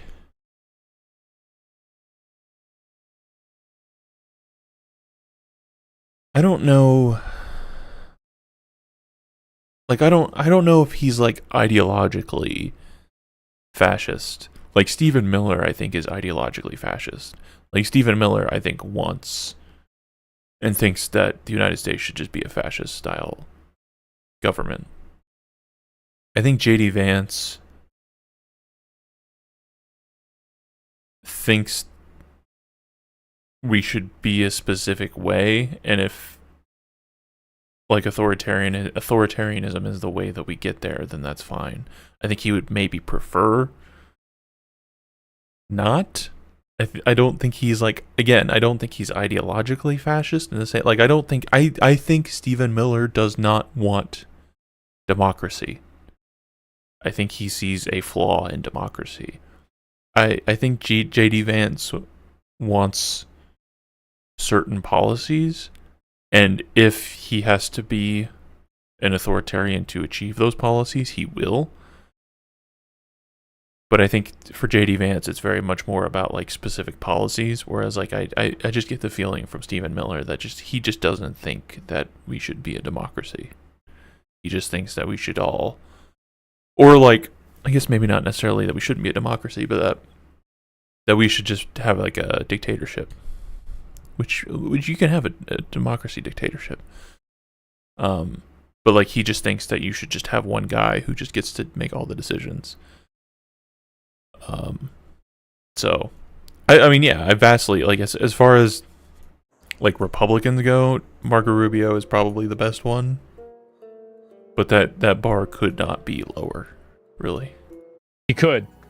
And so in some ways it's a little bit comforting that like Asmongold likes Rubio so much. I hope. I mean, it's also nice that the two top Republicans beyond Trump are like two of the least charismatic people on the planet. Like Rubio can do a good speech or whatever. He's very like presidentially, you know, but he's not like charismatic, right? He's not like Trump or he's not like Obama. But JD Vance is just like, man, should I watch that? I've seen clips of that JD Vance on Joe Rogan. That made me a little bit more nervous about JD Vance. That was the first time I'd ever heard JD Vance, and I was like, he's being a little charismatic here. You know, he doesn't sound like he's usually just kind of like repulsive. I think even to Republicans. Like, I think Republicans kind of mostly just like tolerate JD Vance. But that podcast was the first time where I was like, you know, he kind of sounds like, you know, he sounds like a dude. Like I could imagine MAGA people listening to that and being like, oh, you know, JD Vance, he's kind of cool. So that kind of made me nervous. Maybe I should watch that. He does. Oh, well.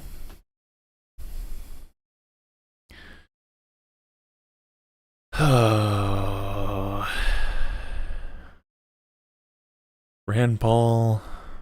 God, Bill Maher, Jesus Christ.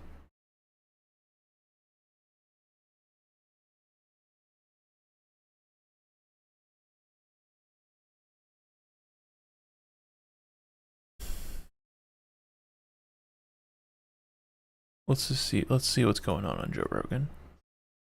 I used to listen to Joe Rogan before COVID, before he went fucking insane.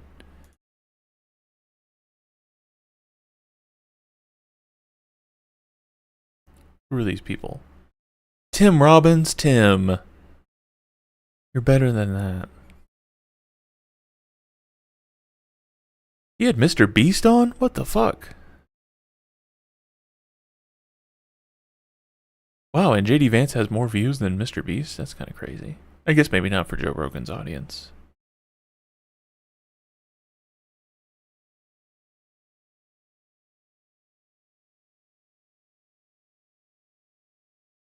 I'm kind of just looking at who he has on nowadays. Oh God, this guy.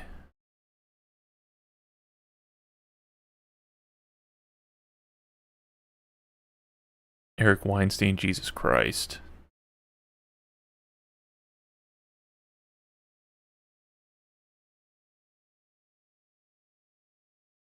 You know, there was a time, like, genuinely where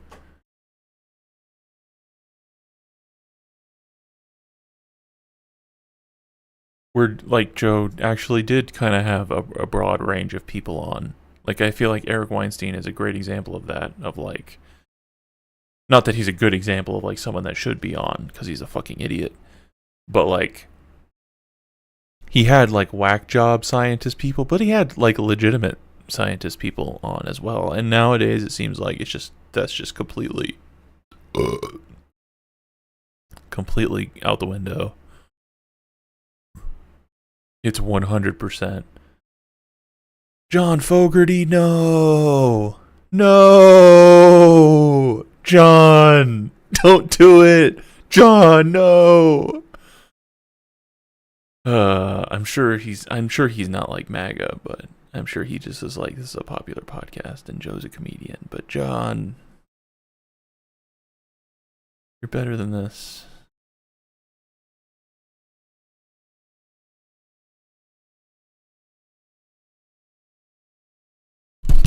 Oh shit. How many views does the John Fogerty video have? I fucked up my mic. Less than 1 million? That's disgusting.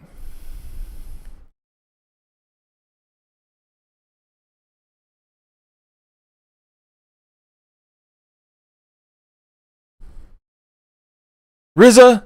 No, RZA, no. I mean, Joe Rogan's weird because he is like a right-wing fucking dick suck, but like he's also just a really popular podcaster. It's like at some point, you know, you can't expect everybody to. Andrew Wilson, fucking Christ, man.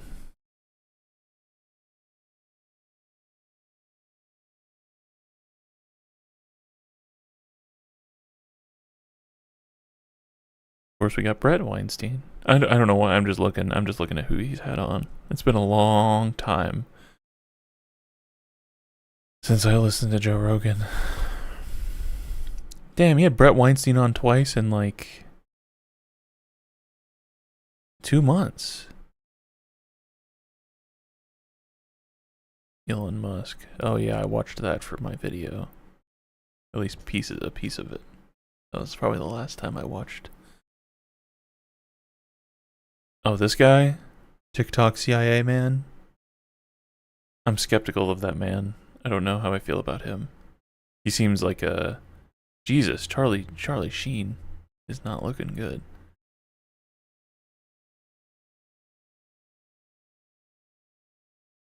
Jesse Wells, he's the Bob Dylan impersonator. That's interesting.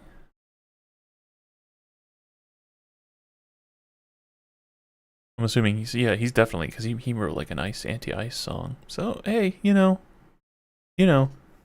I'll give him credit. He's not entirely...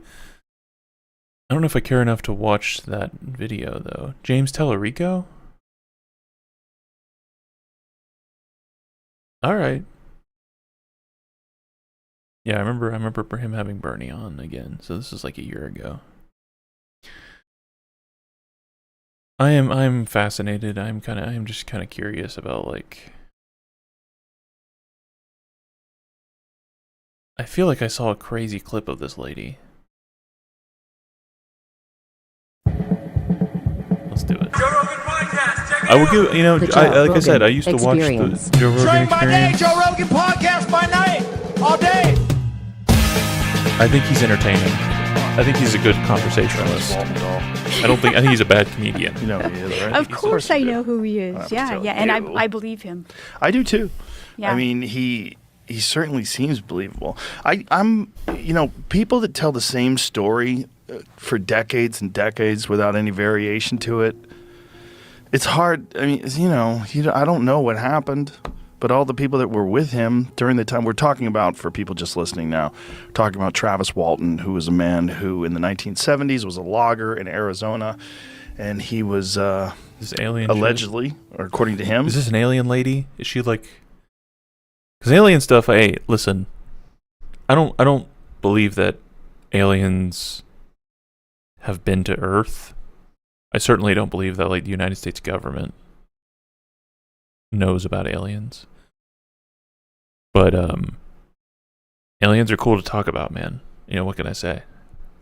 Abducted by aliens. And the people that he was with saw him get hit by a beam of light. They freaked out, took off.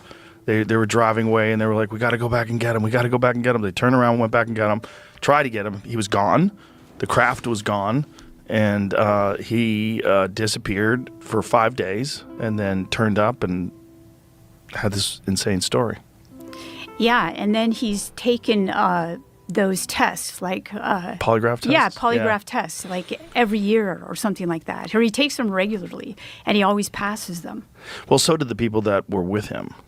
Yeah, and I've seen people interview the people that were with him even just recently, and they're like, well, whatever, regardless of what I think about Travis as a person, yeah, that happened. Yeah, one of the guys actually got in a fist fight with him the day of the abduction. Mm-hmm. The guy did not like him. Like, they hated each other. And then, they were young guys. Yeah. And then he had to testify, and he was like, it happened. Yeah. Whatever it was. So yeah, I believe him. And his interpretation has changed a lot too through the years. In not the facts. The facts are all the same. But his interpretation of them, like, were they, because he thought they were pretty malign, like bad, right? He didn't enjoy being abducted, let's put it that way.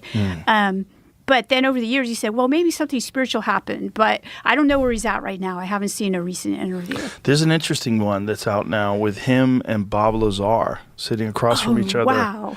Yeah, in a diner. It's very weird. And What's this they're lady's sitting there name? eating pie, talking about, what they think this whole thing is. Yeah. So what's new in the world of all this? Okay, so she must be an lot, alien. right? Yeah. So the government has been releasing UFO files since May 2026, and this is something that a lot of people think is really important. Professor and, of religious studies? Okay. All right. Is this the same lady? I assume it must be.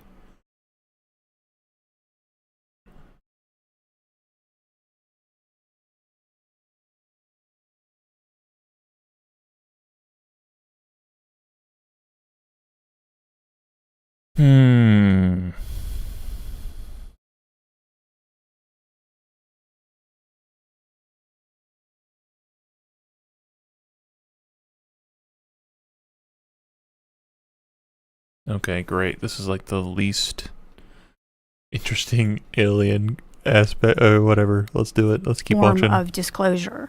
They're pushing, the group that is pushing this and happy that this is happening.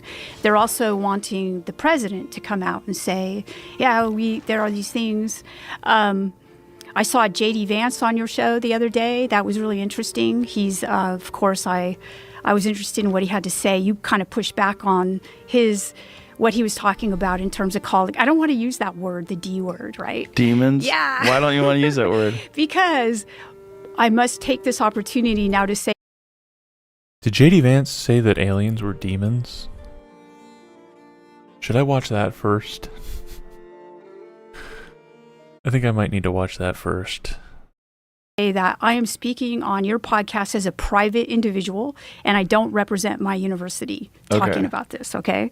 So, I mean, seriously, look what happened to him. So he basically, was honest and said, yeah. I thought that was... Oh, no, Tucker Carlson said he was attacked by demons in his bed or something, right? Isn't that what he said? I think that these are, demons. Well... that was the headline, Joe. But when you actually listen to what he had to say, it was more complicated. And so I thought that he did a good job of talking about it with you. And if you want, we can talk about that, why he would think that. He is Catholic. I'm Catholic. I do history of Catholicism is part of what I do. By the way, I'm a professor of religious studies at university. So, so I've been looking at that. I've been doing Catholic history. At a university. Where is she a professor at? I said she got her PhD from Syracuse, but... Jesus, my computer's fucking...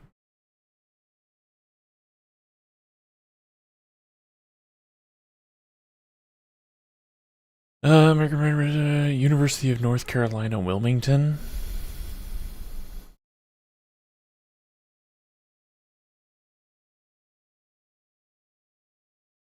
So is that like a, what do you call that?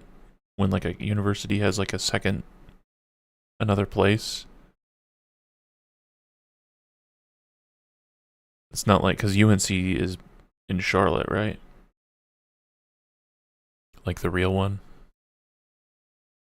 I mean, she's still a professor. I'm not trying to take that away from her, but she didn't seem like she wanted to say where she was a professor at. My whole life. So I started looking into UFO experiences in 2012. And so lots of stuff is new, okay? I didn't think that he had a very satisfying explanation as to why he would say, I think they are demons. Is Joe Rogan a Christian yet? That's an update I need on Joe Rogan. Because back when I was listening to him, he was very much not. Is he with the whole new Republican turn he's made, is he now a Christian? Yeah, I can fill that out. Okay, or fill that in.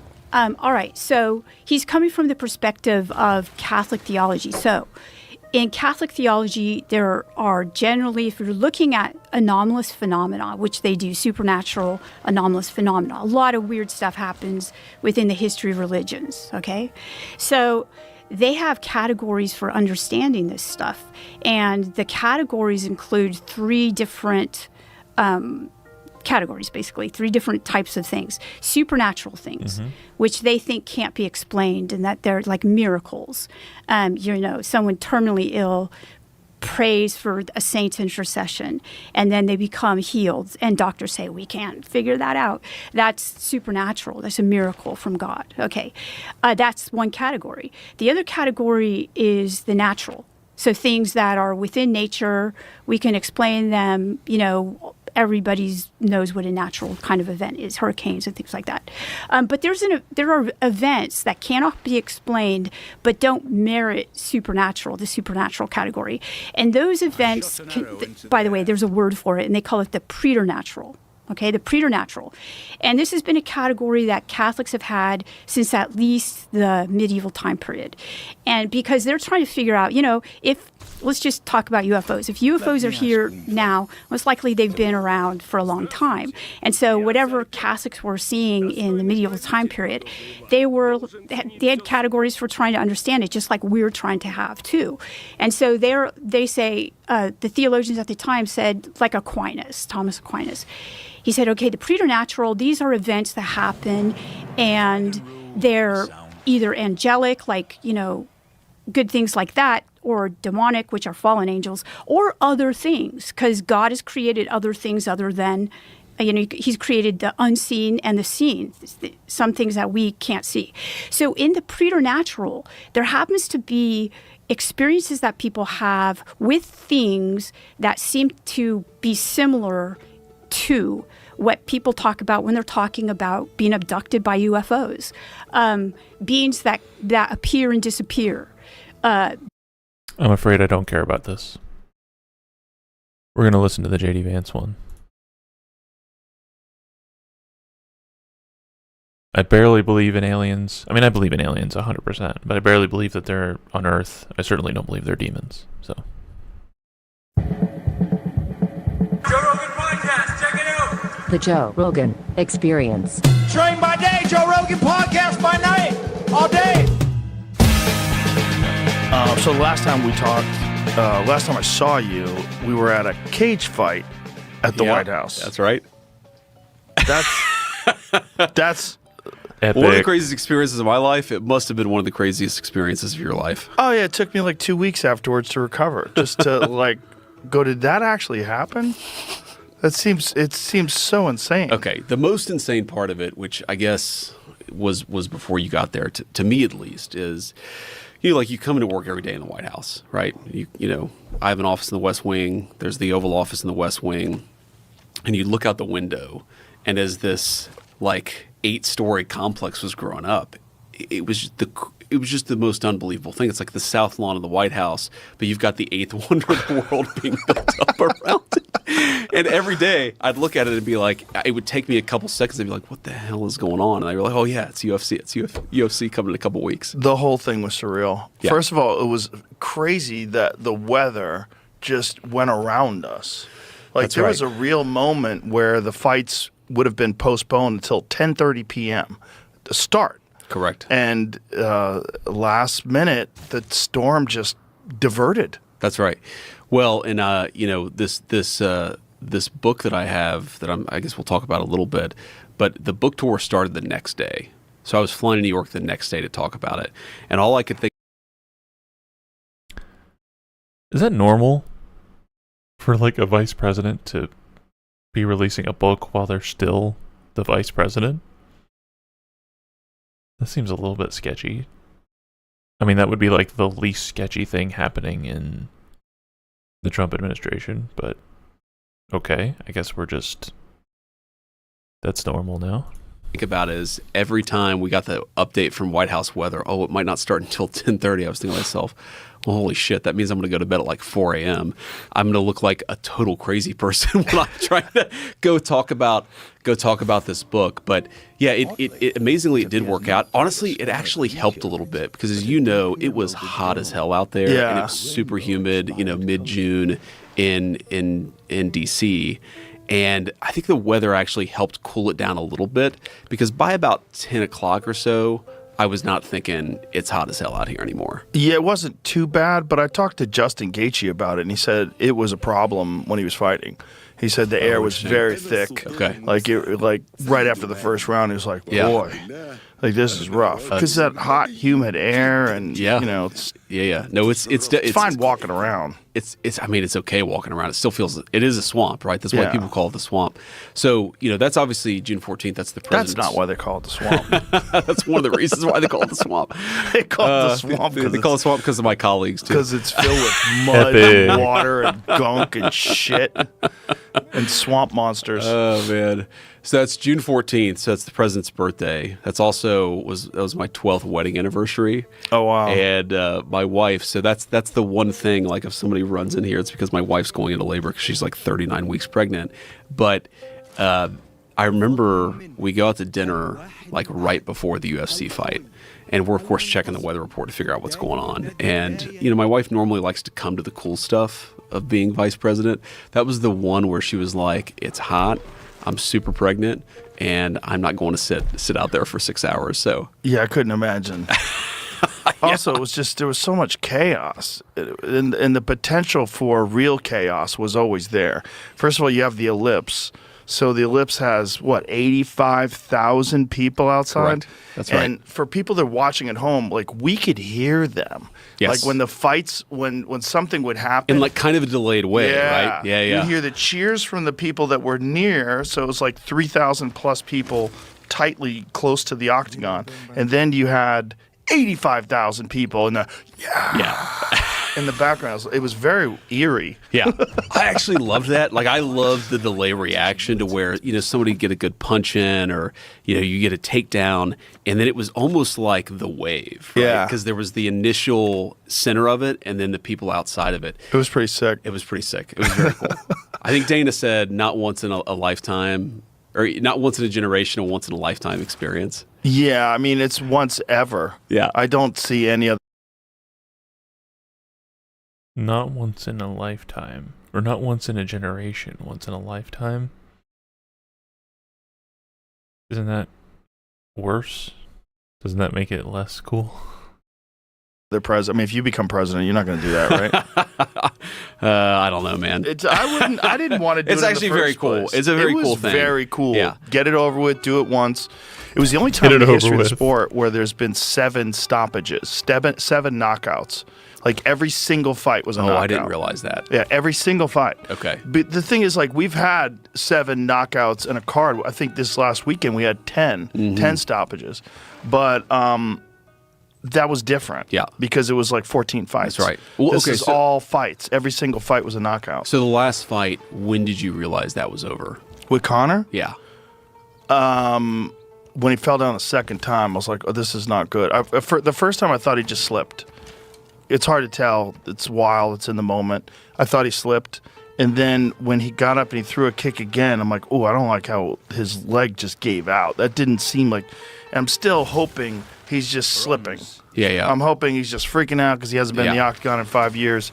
And then he started moving around and he like grabbed his knee and buckled. Okay. And there was some conversation. I didn't notice that. Yeah, there was some conversation going on between him and Max Holloway. And I was like, you know, Max is saying he can't fight, like something's wrong. And he's saying, fight me. He's like, get up. And so he lets him up, and then his knee buckles, and then the referee stops the fight. Yeah. Yeah. It's always so the very, I think it was the very last fight where the ref tried to call it at the end of the 3rd round. And then because he was saying that there was a concussion issue. I mean, I couldn't tell what was going on. This is the Ilia Topuria fight? The Justin Gaethje fight at the White House? The Topuria Justin Gaethje fight. No, he couldn't see. Okay. He was saying he couldn't see well. Something was wrong with his right eye. Well, I mean, it looks like his whole face was puffed up, so he couldn't Yeah. see anything. But okay, so I thought it was a concussion thing, but it was because of his vision. No, they never do Okay. that. I mean, the concussion thing would only be if someone had been battered. There's a lot of times where fighters are fighting with concussions. Yeah. It happens all the time. Yeah, yeah. You get dropped in the first round, you probably have a concussion. Yeah. You get back up, you keep fighting, you're fighting on instincts. There's been many times where fighters wake up in like the 4th round. Sure. And they've fought 3 rounds and they don't remember it at all. Oh my God. That's pretty crazy. Not the best way to make a living. Not the best way to make a living, man. Yeah, no, so we saw Gaethje at the White House a couple of weeks ago.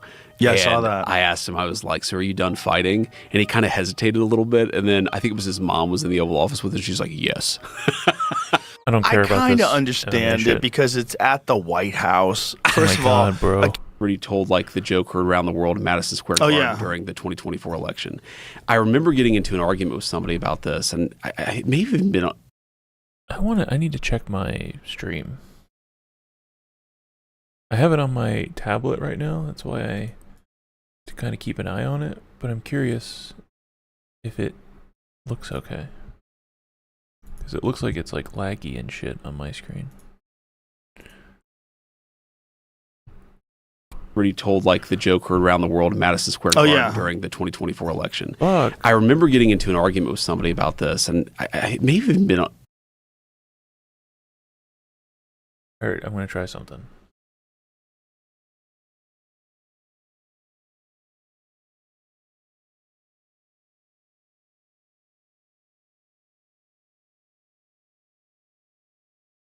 Wait, no, that's not right.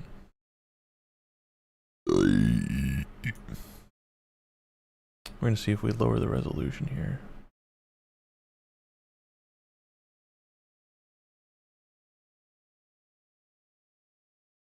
Okay. We'll see if that makes it less. I need to check my stream. I have it on my tablet right now. That's why I to kind of keep an eye on it, but I'm curious if it looks okay. Because it looks like it's like laggy and shit on my screen. Already told like the joke heard around the world in Madison Square Garden during the 2024 election. Fuck. I remember getting into an argument with somebody about this, and I may have even been. Alright, I'm gonna try something.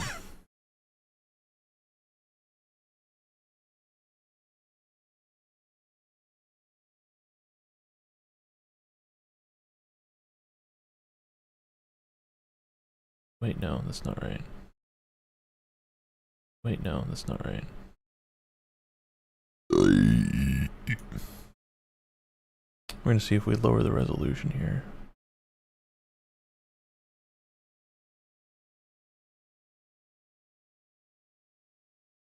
Okay.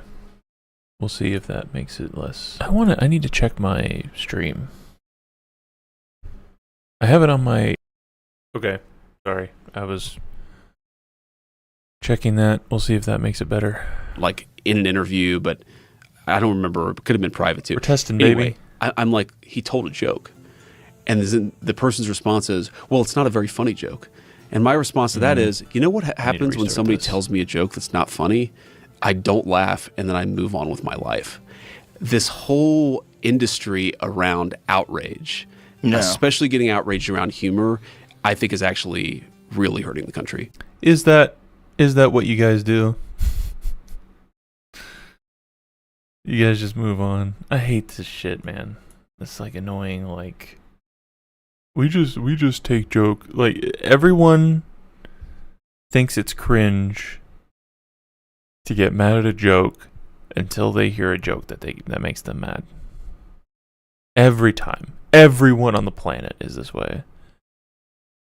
When you hear a joke and it doesn't make you mad and you see someone else mad about that joke, yeah, no shit, it makes you think that it's stupid that they're mad about it. But then when you hear a joke that makes you mad, then like, oh, well, now it makes sense to get mad. Everyone, well, conservatives do this, I guess. Well, in that case, first of all, I told Tony a long time ago that joke was going to get him stabbed. I really did. He even jokes around about it on stage. He talks about me telling him, that's the one, dude. I'll be right back. That's the one that's going to get you stabbed. Any good joke, at least is going to run you some risk of getting certainly stabbed. a racial joke. And that joke being about Puerto Rico. By the way, no one takes a joke better than Puerto Ricans. Puerto Ricans are some of the best people at telling jokes. Like it is a culture of joking and fucking around with each other and talking shit. Absolutely. Like They're great at it. So like they I love served him some still. Puerto Rican guys in the Marine Corps, man. That's absolutely true. They love him still. Yes. You know, like even after that joke. Yeah. Well, But it so was, you advised him not to tell that joke? well, I was kind of half joking. You know, Tony, that's what Tony does. You know what? I just said that's the one that's going to get you stabbed. Yeah. But I mean, that's what Tony does. Tony is like the Josh Hokett of comedy. Like but very talented. You know, he's a really good, he's a so roaster. funny. He's Yes. like roasting is his specialty, but it's also like he's trying to ruffle people's feathers. That's what he wants to do. Yep. He wants to piss people off. Yeah, like yeah. he likes being a pro wrestling heel. Yeah. He's a huge pro wrestling fan. So Tony, I'm a huge fan of his comedy. I've only met him a couple times. I don't know him particularly well, but he's actually more political, I would say, than most comedians. Do you think that's Yes, fair? Okay. yes. So, very supportive of like Trump. Like he's and on the Republican team. Yes, He's on the Republican team. 100%. So- it's because he's experienced so many loony left-wing people in absolutely. California, Yeah, and yeah. that's why he had to move. Well, somebody sent me a clip. I think it was Shane Gillis at a roast where the joke was they were roasting Tony, and they're like, Tony Hinchcliffe is the only dude who would be excited if JD Vance was here. And I was like, one, that's a very good joke, and number two, I feel like I had made it. Like there have been a few moments where I feel like I've made it. When You're South, the vice when president South of Park, the United States. Yeah, I think you made it. When South Park spoofed me, I felt it more than when I got it sworn in as vice president of the United States. That's hilarious. That's very funny. This episode is brought to you by the Farmer's Dog. Here's a fun fact. Research shows that dogs who maintain a healthy weight can live up to one scoop health dog. You smell and that are needs. Get the Acted Plus Rogan style. Oh yeah, he's for new customers only. Yeah, Tony is that's his style. Like he loves like being the heel. He's in he Austin, gets a kick right? out of it. Oh yeah. Yeah. Oh yeah, he's one of the first people that moved out here with me. Okay. Yeah, I mean, we've been here for 6 years now. Yeah. And every time we go back to California, we're like, we were right. Yeah, absolutely. We were right. It's falling apart. It keeps going further and further down the toilet. How do you feel like Austin is going? Because the criticism of Austin, call it 5 or 6 years ago, is that it's a cool town. It's got its own unique culture. It's Texas, but it's also its own thing. But that all of the blue staters moving in were going to totally change the politics and the culture of Austin. I actually don't think that's happened. I think the blue staters that moved here because they recognized that wherever they were living was not tenable. Yeah. It was falling apart. And Okay. all of these places like New York. They keep saying, keep falling apart. It's just that's such crazy language to describe the bar none largest economic and cultural regions of the United States. Like California and New York, by every metric, are the largest economic and cultural centers of the country. I'm sure, and there's going to be a bias thing there, right? Where if you're the kind of person moving from California to Austin, Texas, or from New York to Austin, Texas, you're probably going to be someone who is going to say, "Oh, California and New York are falling apart." But there's just absolute not to say that either of those places are perfect, but there's just it's so insane to say that they're falling apart. In 10 years, they will still be the economic and cultural hubs of the country. I'm pretty confident in that. Because there's nothing... people will point to, oh, California is net negative, in terms of population, right? More people are leaving California than coming to California. That's because everybody fucking lives in California. Right? Why is housing so expensive in California? Because everybody fucking wants to live in California. Why is housing so expensive in New York? Because everybody wants to fucking live in New York. Right? They point to these things as negatives, and they are negatives. They're problems that those places should try to fix. But they point to those negatives as these places are falling apart when it's the opposite, right? If those places were falling apart, then housing would be cheap as fuck. in California and New York because nobody would want to live there. But it's the opposite. In really California, like especially Los Angeles and San Francisco, they're falling apart. And I have a bunch of friends that are stuck there that can't move. Like maybe they have family there or maybe they have a business there. Yep. And they fucking hate it. And then I have a bunch of people that are trying to move, but they can't sell their house.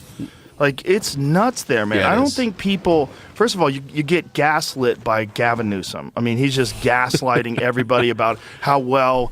You know, the GDP was like the 5th largest country in the world. That's what California is. It's like, dude, hey, bro, it was like that before you were the governor. Yeah, exactly. Also, how much does a U-Haul? Why does that matter?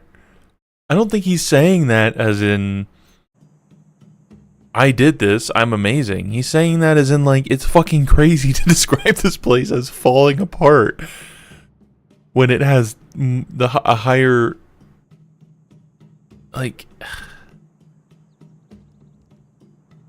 It's so stupid. All cost if you're leaving California, and Right. how much does it cost if you're going to California? Because that's the real measure of whether a state's doing well. Yeah, the state has more people moving. Because that's the real measure. Does a U-Haul cost if you're leaving California? That before you were the governor. Yeah, exactly. Also, how much does a U-Haul cost if you're leaving California, and how Right. much does it cost if you're going to California? Because that's the real measure of whether a state's doing well. Yeah, the state has more people moving out than moving in, and that has never happened before. Correct. California's, when I moved there in 1994 until I left, it was always every year traffic got worse. Every year more people moved there. Every year. And I loved it.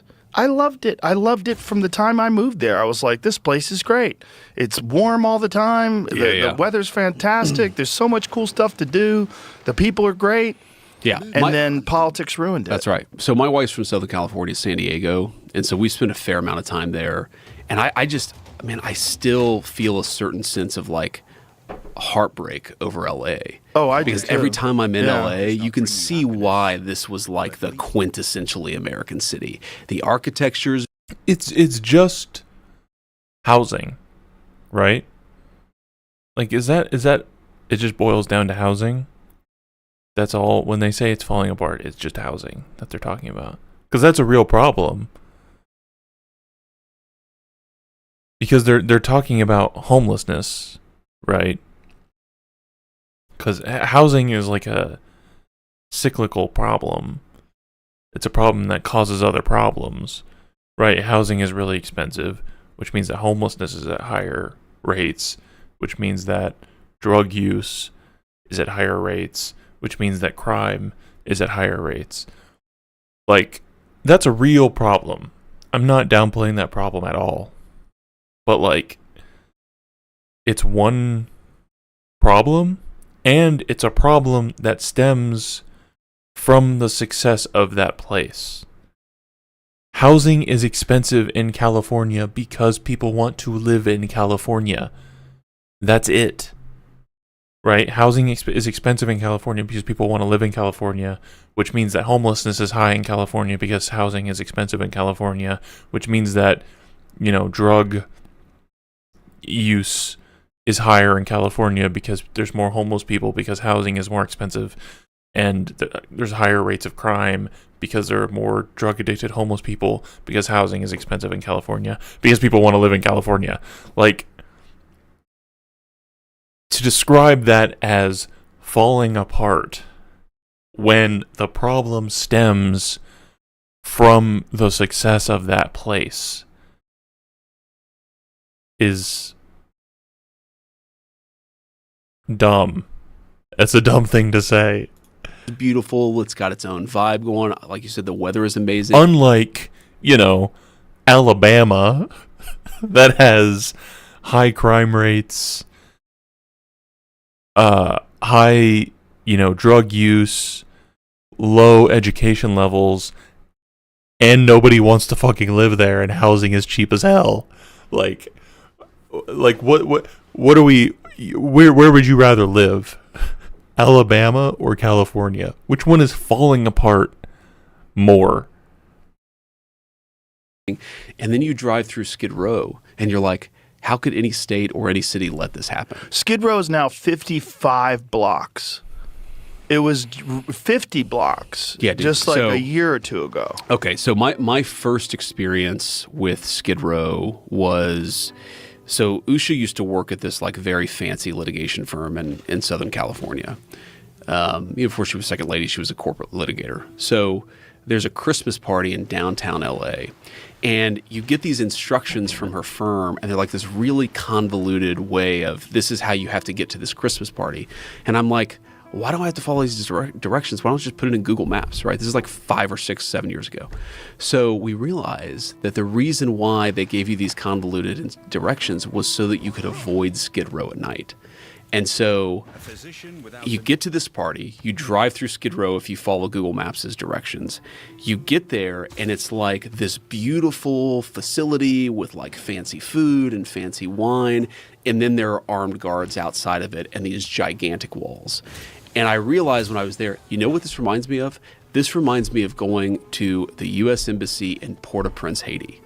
Like, super security, crazy wealth and privilege and status on the inside, and squalor and misery on the outside. Like, it's the first time I'd ever thought America, like, this part of America is actually more like a third world country than anything that I thought we'd ever become. Let me ask you this. Yeah. Why is it that large population centers, like places like Los Angeles and New York, are almost always run by the Democrats? Yeah. Like, what is it about, first of all,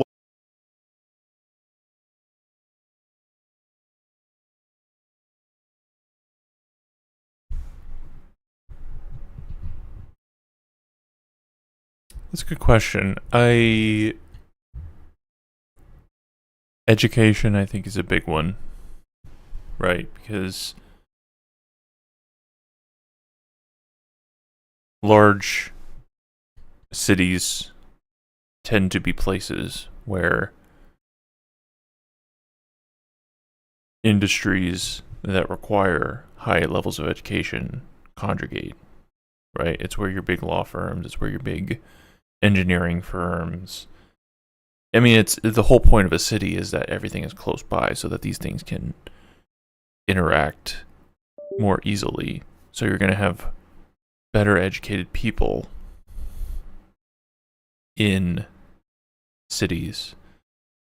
You're also going to have poorer people in cities, but that's not always an indication of who you're going to vote for.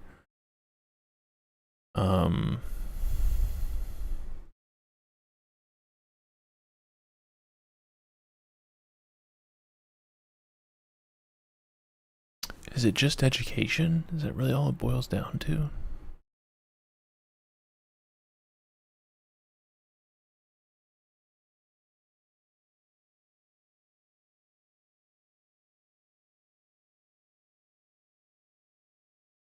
That's a good question.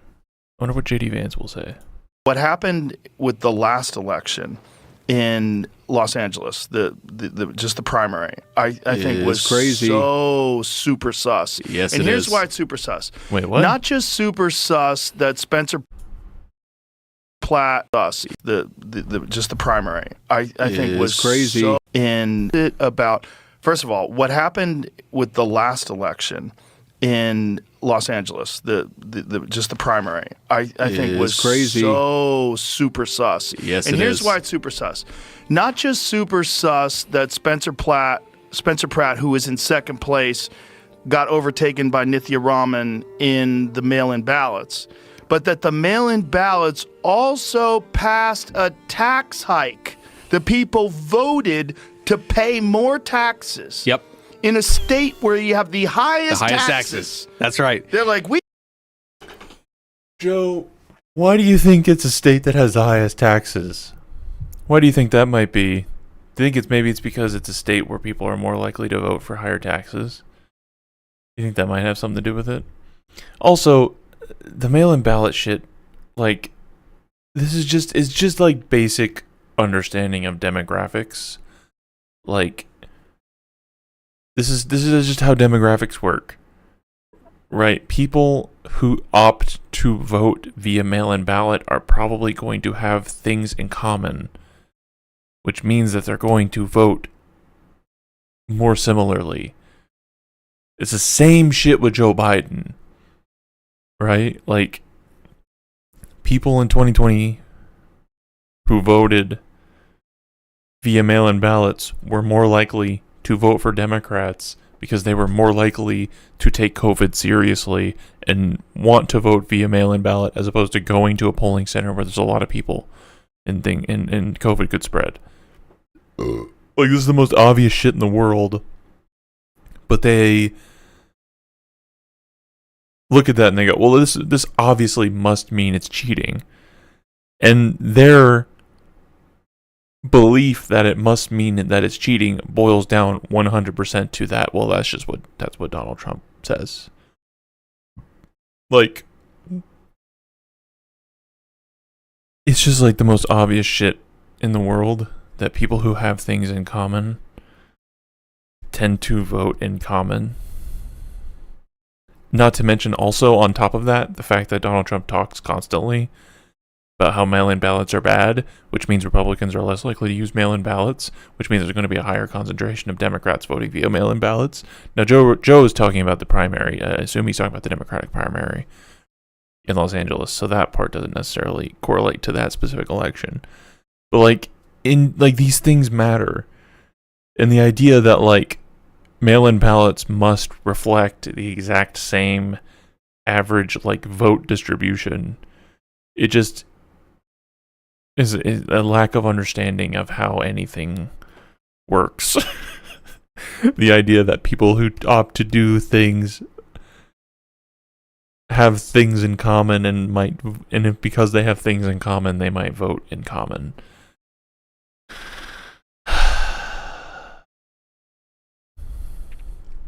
We don't pay enough. That is insane. Then when you have direct evidence that they were recruiting homeless people. That's right. And they were getting homeless people and giving them cigarettes and cash. There's evidence of this. To use their address and mail-in ballots. Yeah, I would be the California. Wait. That's right. And they were getting homeless people and giving them cigarettes and cash. There's evidence of this. To use their address and mail-in ballots. Yeah, I could look this up. Is this worth looking up? They were giving homeless people cigarettes and cash to give them their address to give these homeless people their address. Can we go back here? Homeless people. That's right. And they were getting homeless people and giving them cigarettes and cash. There's evidence of this. To use their address and mail-in ballots. Yeah.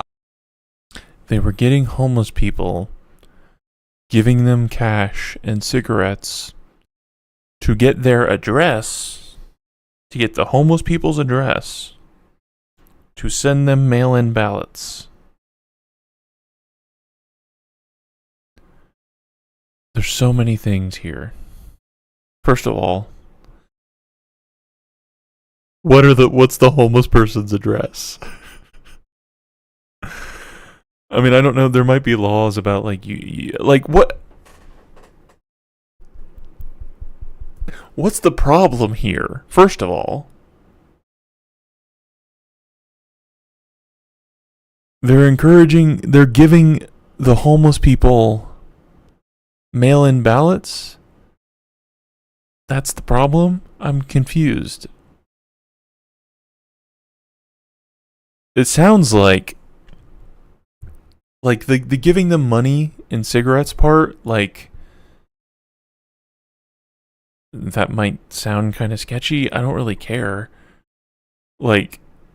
From what Joe said, again, maybe I should look this up. But Joe is talking to millions of people, so I'm going to go off of what he just said. They're giving homeless people money and cigarettes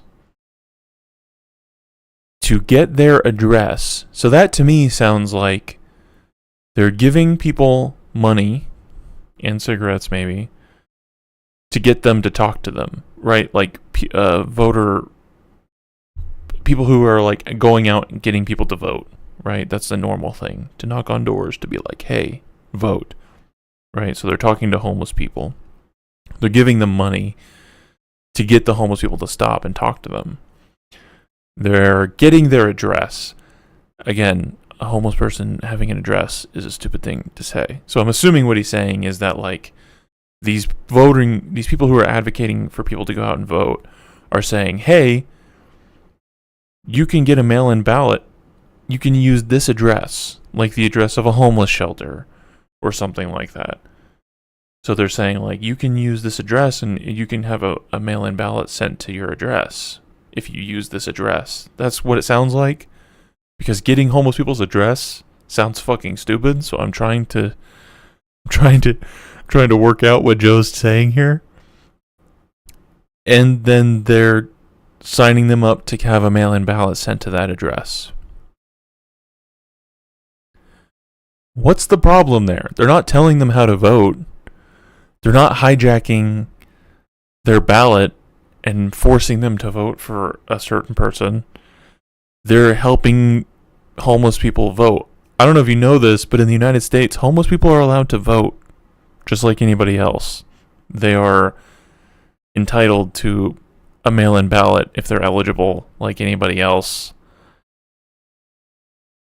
The fact that they're giving them money, like the implication is that they're paying them to vote, but they aren't. They're paying them to talk to them, to let them know that they can vote. What's the problem with that?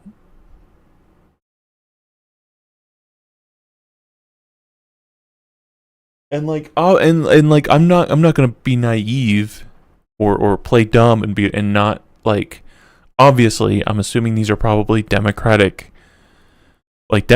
going out and trying to get people to vote with the assumption that most of these people are going to be more likely to vote Democrat because they're talking to a Democrat person and blah blah blah. But that's welcome to all of the get out to vote everything.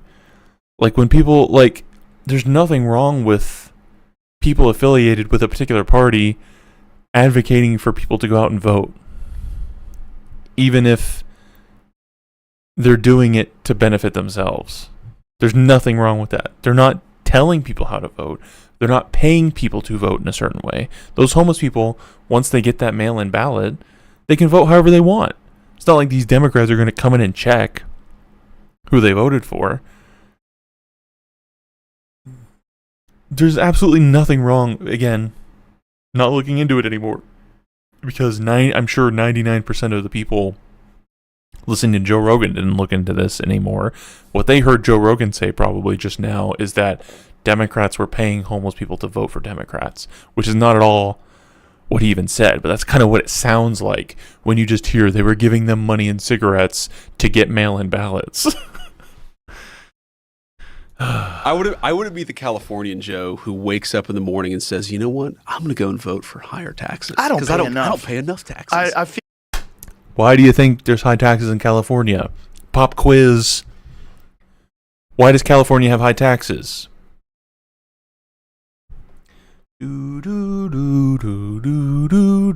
Because they vote for it. Because they vote for it. Obviously, people in California are okay with having higher taxes because they keep voting for politicians who raise taxes. The idea that these people are now supposed to be like, well, now here's the line. We're no longer voting for higher taxes. Like that's such, oh my God. It's so basic. I feel like we could fix this if I just pay 5% more taxes. The crazy thing about it too is it's that, okay, so after the initial ballots all came in, it was Karen Bass was number one. This is the Vice President of the United States, by the way.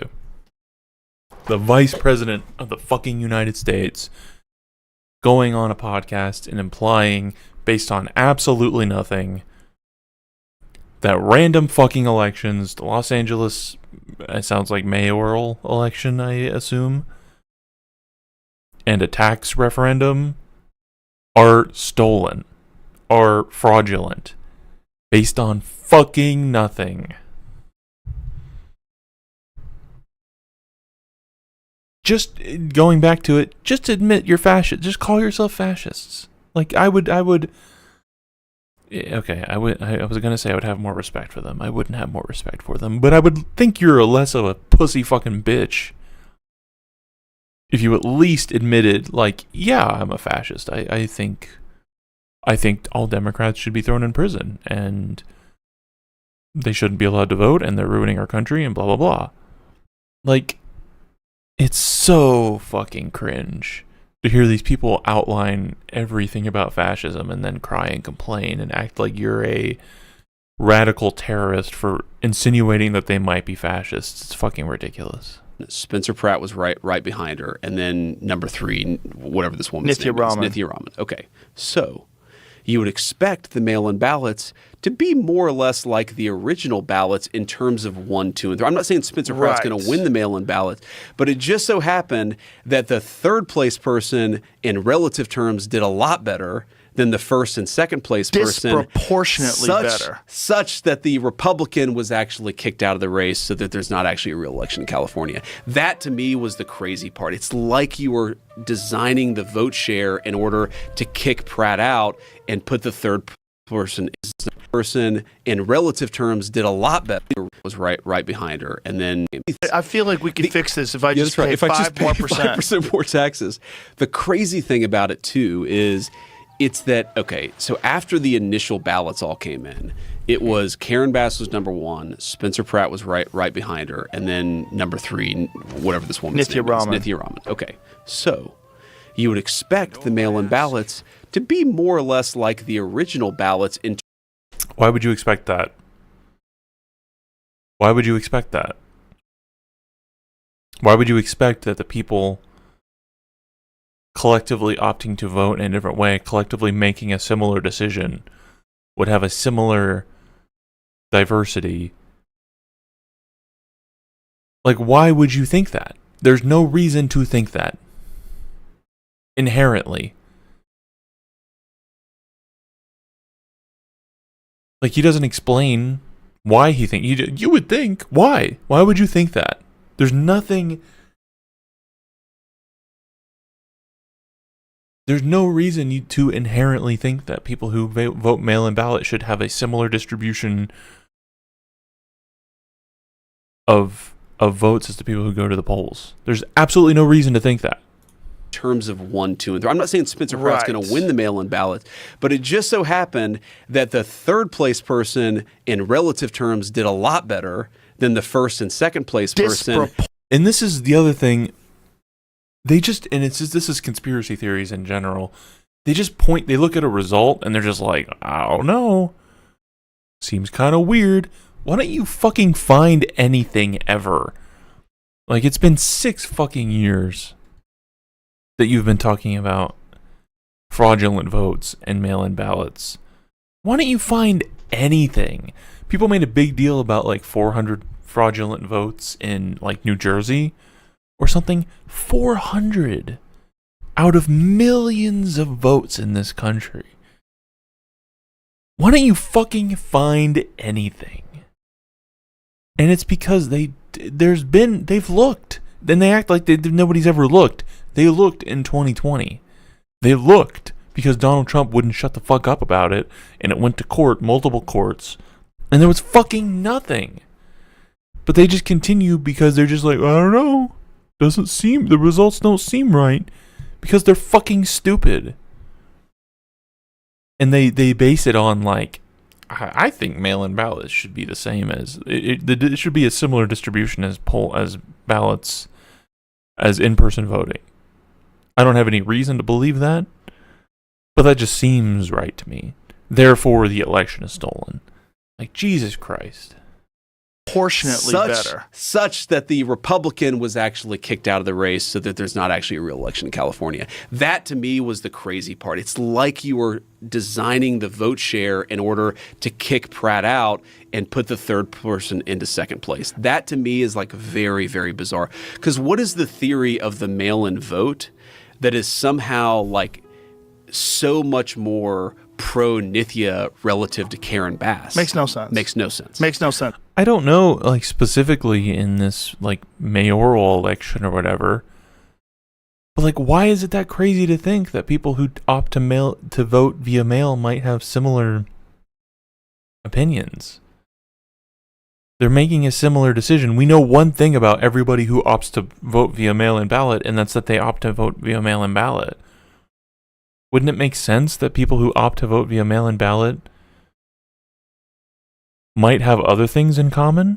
For example, they might have heard the President of the United States, the #1 Republican in the country, talking constantly about how mail-in ballots are fraudulent. And so maybe they might think, I'm not going to vote via mail-in ballot because the President of the United States is telling me that they're fraudulent and that my vote won't count if I vote via mail-in ballot. So maybe, now that again, this is a primary election. But they're talking about a Republican right now, right? Isn't that his point? That the Republican got kicked out? So, like, yeah, no shit. Republicans are less likely to vote via mail-in ballot. That's a manufactured thing by Donald Trump, constantly saying that mail-in ballots are fraudulent. This is the most, like, A to B to C logic in the world.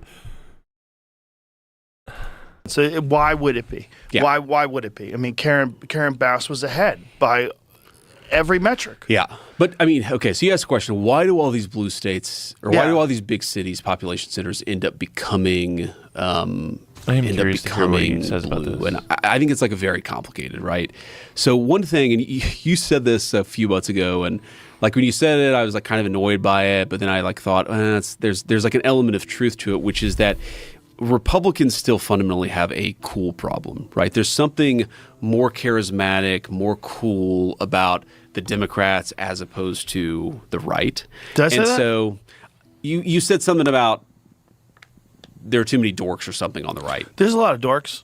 You know, fair. I'd say there's a lot of dorks There's on the left. a lot of dorks on the left, too. But It's a different kind of dork. It's a different kind of dork. But the point is that there's something, you know, like, okay, if you're a pop star, you're a rock star, you're an actor, you're in all these cultural centers, you're more likely to be left than right. And so I think that a lot of young people who are attracted to these population centers, they sort of move along with the prevailing culture. I think that's one thing that's going on.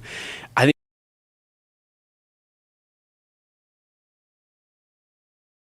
So, yeah, I mean, young people are more likely to be Democrats. There's just more young people in cities. Is that true? There's more young people in cities? I think that might be true, I guess, on average.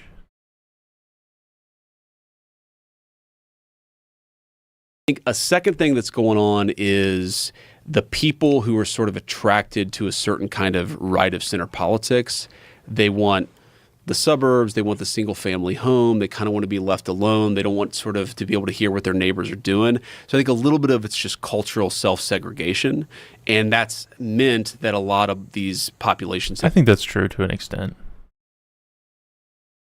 If you're the kind of person who chooses actively to like live out in the country, out in rural America, it's probably because you are more, what's the word, like individualistic, and that tends to be more Republican. That makes sense.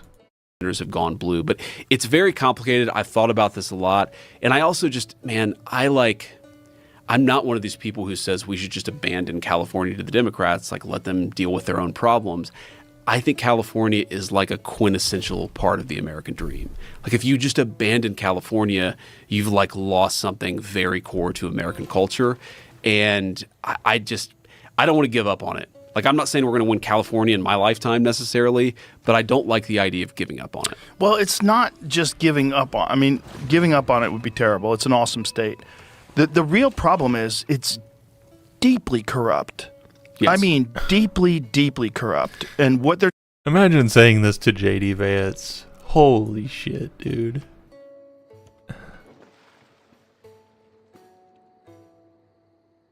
trying to do is make it impossible for the other side to win. Yeah. And there should be laws against that. First of all, the idea of mail-in ballots for any...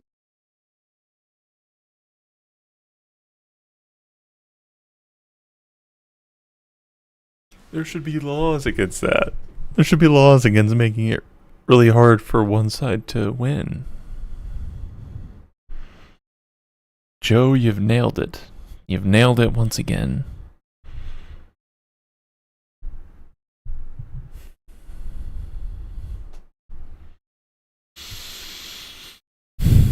Let's hear what he's about to say about mail-in ballots before I say anything else. Anybody other than people who are in that, first possible for the other side to win. Yeah. And there should be laws against that.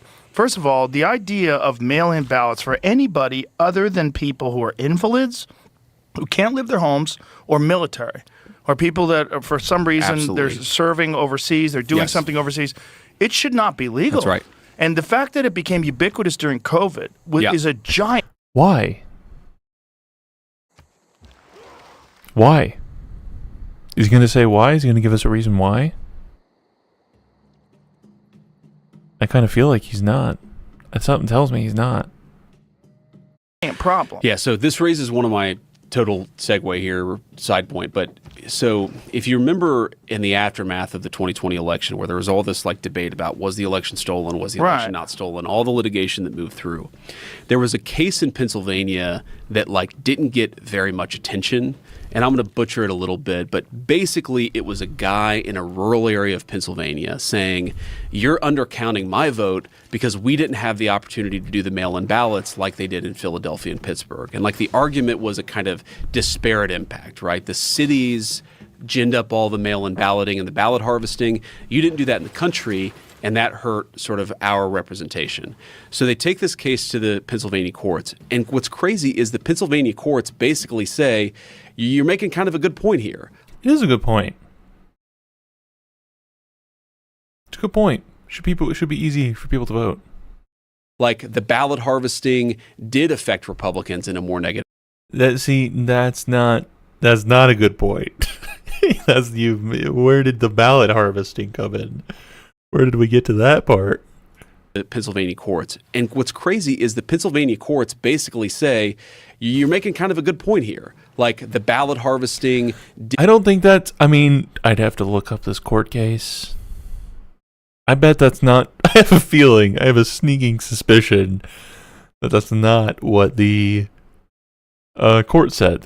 I have a feeling the court did not say that that this guy is right. He should have the right to vote via mail because ballot harvesting disproportionately benefits Democrats. I have a feeling that's not what they said. I have a feeling probably what they said is that one group of people, because they're in a specific state, shouldn't have an easier access to voting than other people in the country.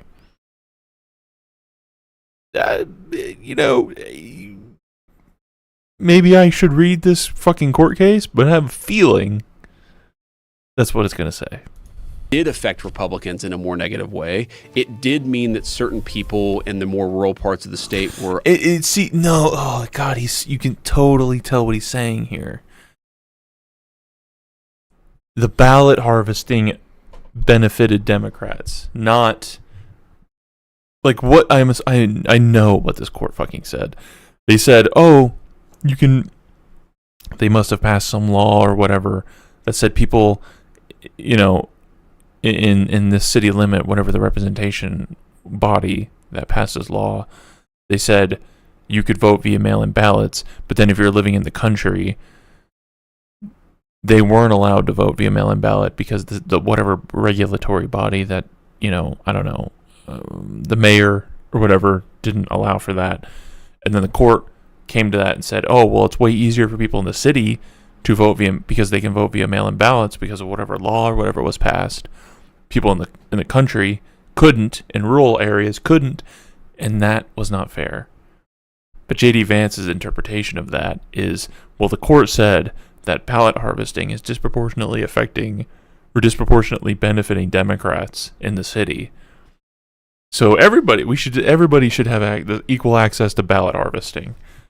Fucking underrepresented stupid. it. But then the court conclusion was this is not a problem the court can fix. Like that's a political problem. Change your local I guess the elections court. Okay, later. that's still in line with what I was saying. So instead of the court deciding that everybody can vote via mail-in ballot, the court said that this is something that politicians should fix. Still, that's not them saying that ballot harvesting is happening and disproportionately benefiting Democrats and that that's okay. He is adding the ballot harvesting part of that is my main point. Change your laws. Like that's not a remedy that the court has to fix. And so everybody saw that case and they're like, oh, the judge rules against Donald Trump, rules against Republicans for saying that there was something illegitimate. But no, actually, the judge kind of said there is something kind of fishy here. We're just the wrong venue to fix it. That is not, there's no fucking way. Where does his, God, should I fucking read this bullshit? That's right. And the fact that total segue here, side point, but so if you remember in the aftermath of the 2020 election where there was all this like debate about was the election stolen, was the election not stolen, all the litigation that moved through, there was a case in Pennsylvania that like didn't get very much attention, and I'm going to butcher it a little bit, but basically it was a guy in a rural area of Pennsylvania saying, you're undercounting my vote because we didn't have the opportunity to do the mail-in ballots like they did in Philadelphia and Pittsburgh. And like the argument was a kind of disparate impact, right? Which is reasonable. Cities ginned up all the mail-in balloting and the ballot harvesting. You didn't do that in the country. Ballot harvesting. And that hurt sort of our representation. You didn't ballot harvest in the country. Therefore, I'm being discriminated against. So they take this case to the Pennsylvania court. All right.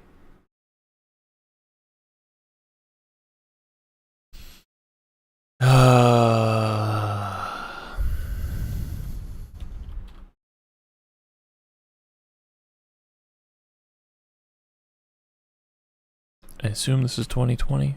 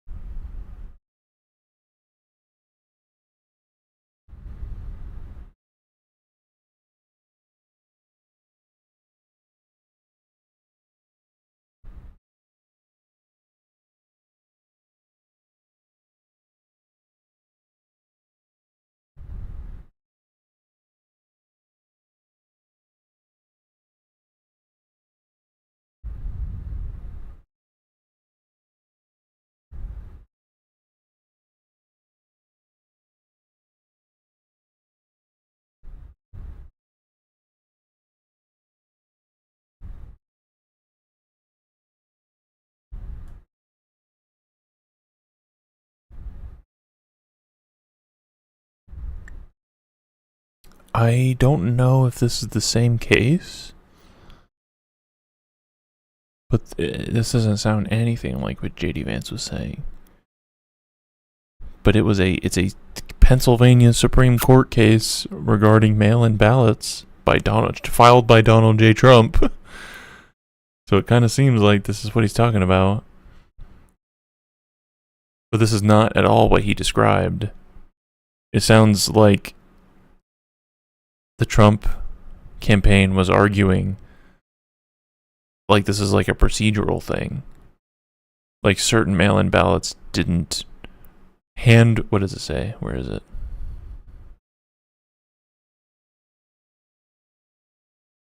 Votes should not have been counted because the voters who submitted them failed to handwrite their name, street address, or the date, or some combination of the three on the ballot return outer envelope.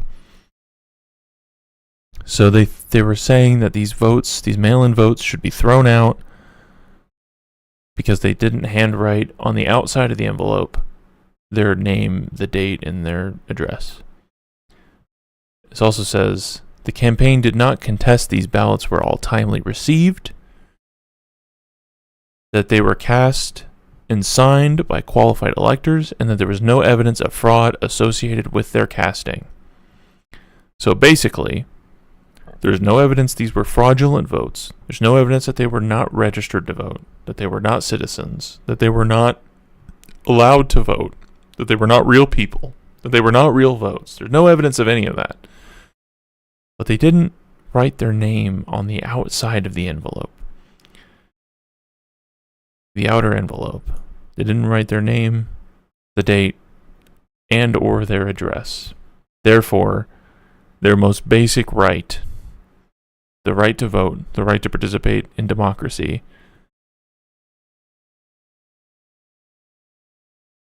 should be infringed for this one reason.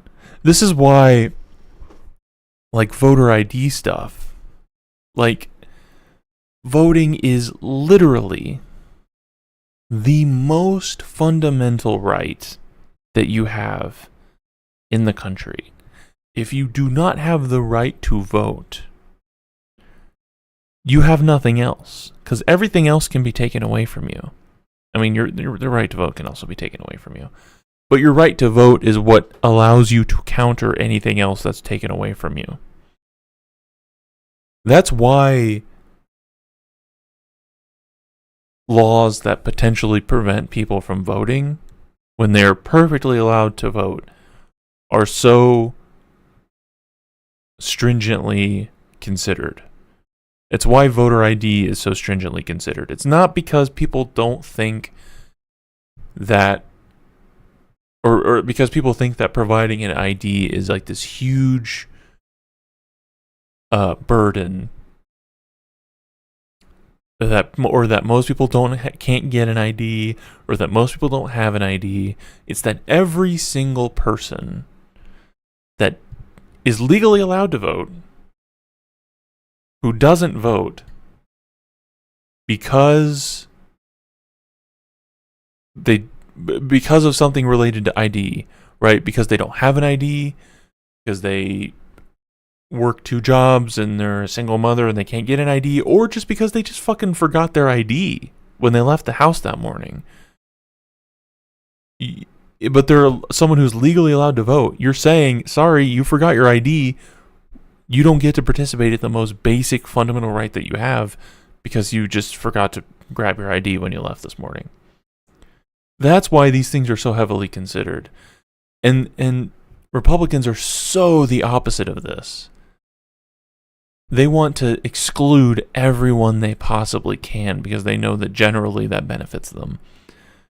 Right? They're saying, oh, sorry, you didn't write your name, address, and or the date on the outside envelope.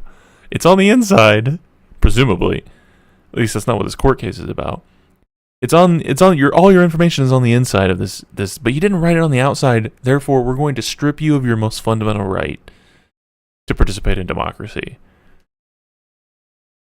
And I love that J.D. Vance described this as, you didn't ballot harvest in rural areas, therefore you're discriminating against me. Like, at least he gave the preface of that he was going to butcher this, because he certainly fucking did. This is the sitting vice president of the United States. It's fucking disgusting, dude. Fuck. God damn it. Courts. And what's crazy is the Pennsylvania courts basically say, you're making kind of a good point here. Like, the ballot harvesting did affect Republicans in a more negative way. It did mean that certain people in the more rural parts of the state were underrepresented. But then the court conclusion was, this is not a problem a court can fix. Like, that's a political problem. Change your... What a fucking summary of this case. Holy shit. The court's conclusion was, you're right, ballot harvesting does disproportionately benefit Democrats, but fuck you. That's J.D. Vance's summary of this case. When the reality is that the Trump campaign was like, sorry, you didn't write you didn't write the date on this envelope. Sorry, you don't get to vote in this election. So fucking crazy.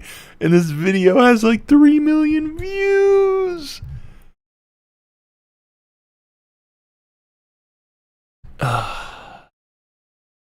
Local elections leaders, change your laws. Like, that's not a remedy that the court has to fix. And so everybody saw that case and they're like, oh, the judge rules against Donald Trump, rules against Republicans for saying that there was something illegitimate. But no, actually, the judge kind of said, there is something kind of fishy here. We're just the wrong venue to fix it.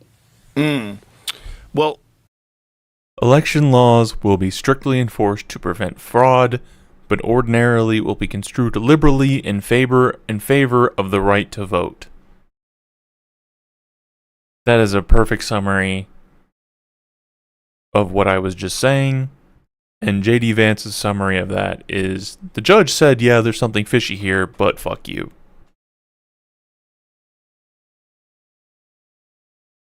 I mean, to be fair, he said he was going to butcher it. He did say that. So, you know. Like, that's not a remedy. The ballot harvesting courts. So they take this case, didn't do that in the country, and ginned up all the mail-in balloting and the ballot of district to do Pennsylvania, saying you're under. Basically, it was a guy in a rural area to move through. There was a case in Pennsylvania. I don't care. That and so everybody saw that case and they're like, oh, the judge rules against Donald Trump, rules against Republicans for saying that there was something illegitimate. But no, actually, the judge kind of said, there is something kind of fishy here. We're just the wrong venue to fix it. Well, it's just very disheartening that you have to consider the fact that it's really possible that the elections get stolen. And the California one was a big one for me. And why not just have mail-in, or why not just have voter ID? Yeah. You actually that's saw insane. Not only did they not have voter ID, you can't show your ID. You're not allowed to show your ID. You can in fact be like prosecuted if you try to force somebody to show their ID. Which is because that's not the law. Yeah, no shit. No shit. You can be prosecuted if you try to force someone to show their ID. Why would you be forcing someone to show their ID when that's not the law? Like, I love what Joe said. You what did he say? You can And why not just have mail-in, or why not just have voter ID? Yeah. You actually that's saw insane. Not only did they not have voter ID, you can't show your ID. You're not. You can't show your ID. What does that mean? If I go to vote and I hand someone my ID, are they gonna put fucking cuffs on me? What the fuck does that mean? Why would you show? What? First of all, why would you show someone your ID if you don't need to? They didn't ask for it. But second of all, if you did show it, if I went to vote and I said, by the way, here's my ID. I know I don't have to show you this, but here's my ID. Does Joe think that they're gonna fucking put you in cuffs for that? Like, that's almost, like, that's an incredibly stupid thing to say, but it's beaten immediately by what JD Vance says. You can in fact be like prosecuted if you try to force somebody to show their ID. Which is, yeah, you can. You can force, if you try to force someone to present something in order for them to vote that they are not legally required to show. Yeah, you can be prosecuted for that. Yeah. If I say to someone, you have to show me your birth certificate or you're not allowed to vote, even though this is not the law, they would probably prosecute me for that. Yeah, that is correct. That seems like you want people to cheat. Exactly. And this is from the same people that were saying you have to have an ID that shows you've been vaccinated just 4 years ago to go to a restaurant. That totally. Oh, Good fuck. evening. That totally fucking destroyed. COVID destroyed Joe Rogan's brain. I mean, he already was not the most intelligent guy. Again, as someone who used to listen to him, like, the thing I liked about Joe, it wasn't that he was super smart or that he asked great questions. It was that he would talk to pretty much anybody. But that COVID fucking destroyed his brain. voter ID, you can't show your ID. You're not allowed to show your ID. You can in fact be like prosecuted if you try to force somebody to show their ID. Which is seems like you want people to cheat. Exactly. And this is from the same people that were saying you have to have an ID that shows you've been vaccinated just 4 years ago to go to a grocery restaurant shopping or to go to a restaurant. Yeah, no, it's definitely. What do you think is a more fundamental right? Voting in elections or going to Applebee's? What do you think should have more stringent rules about whether or not, like, whether or not you can restrict it? That's the part about it that I think makes most people of my political persuasion skeptical of what the Democrats are doing. Yeah. Like, if you don't want to cheat in the election, then just make everybody actually show an ID. Another thing people don't realize is, I didn't realize this until a couple years ago, the voter ID solves a lot of the mail-in ballot problem. Because if you have to show an ID in order to get a mail-in ballot, in order to actually, confirm that there's a real identification attached to that vote, that solves a big chunk of the problem too. This is just logical. Yes. Like, I'm not. What do these guys think the process of registering to vote is like? Do you think you just click? Like, what do they think? What do they think like? What is registering to vote? What does that mean? That is when you prove who you are and prove that you're a citizen. That's when you do that. So you should have to register to vote, but then you should also have to go to the Board of Elections and show an ID so that you can get a mail-in ballot so that you don't have to go to the Board of Elections on Election Day.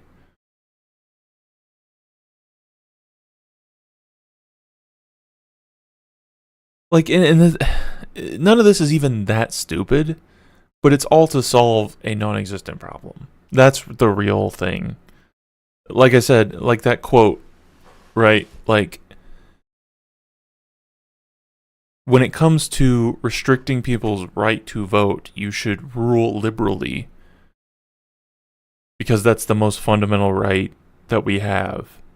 And there's just no evidence of any like large scale fraud. The idea that we should be putting restrictions in place because of nothing. Like, that's the big problem. Every country does it. I'm not skeptical. I'm accusing them. I think they stole the election. Yes. And yes. I think it's common. And this idea that elections can't be stolen. I always say to people, okay, do you think that the amount of election fraud is 0%? No. No one thinks that. Yeah. No one thinks it's zero. Exactly. There's always some overzealous person that works somewhere that's doing something. There's always crazy people that like blue no matter who, we got to win, or red no matter what. There's always people, right and left, that are going to try to rig the election because they think it's imperative. Look. Well, so those are different things, right? Saying there's election fraud is not the same as saying that there are people trying to rig the election. Right? I think there's even less of that. I mean, again, I don't know that it's saying that there's zero of anything is like, especially when you're talking about millions of votes, like, it's just statistically, it's hard to say something with that level of confidence. But there's a difference between fraudulent votes and people trying to rig the election. Right? Like, fraudulent votes could be someone who lived in Nevada and moved to California, but they voted in Nevada because of when they moved. It just lined up in such a way that they ended up voting in Nevada via mail-in ballot, and they ended up like voting in the Nevada Senate election when they weren't technically a resident of Nevada. That's voter fraud, but that's not somebody trying to steal the election, right?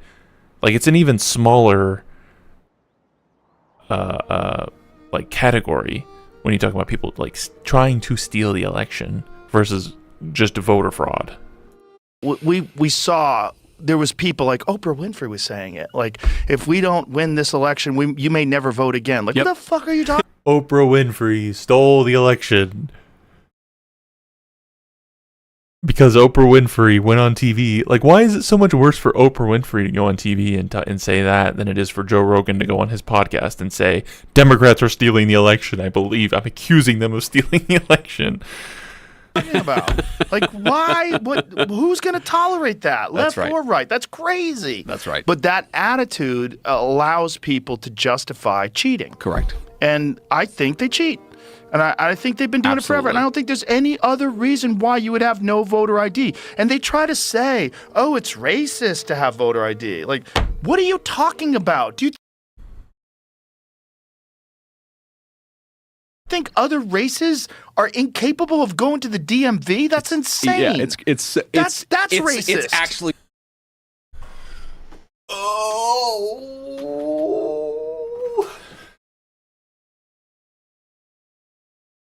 You think Joe Rogan ever like tried to give a good faith understanding of that? Like, do you think Joe Rogan really thinks that when Democrats say, first of all, I don't think anybody's saying it's racist to require voter ID. I think they're saying it disproportionately impacts certain races over other races to require voter ID. But genuinely, do you think he tried to think? Like, do you think he sat down and he was like, why are they saying this? Like, let me just really think about what could they possibly mean when they say this?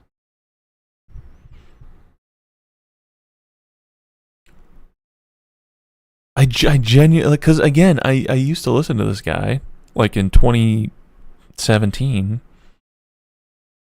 and again, I never thought he was genius. But I also never thought he was like bad faith. Like, he's not. I don't think he's like a grifter. I don't think he's like lying about what he really believes or anything like that. But I just really wonder, like, did he really stop and think about like what Democrats are saying and what they mean when they say that? Or does he just really think that that's what they think? I don't know which is worse. I don't know which is a more scary reality.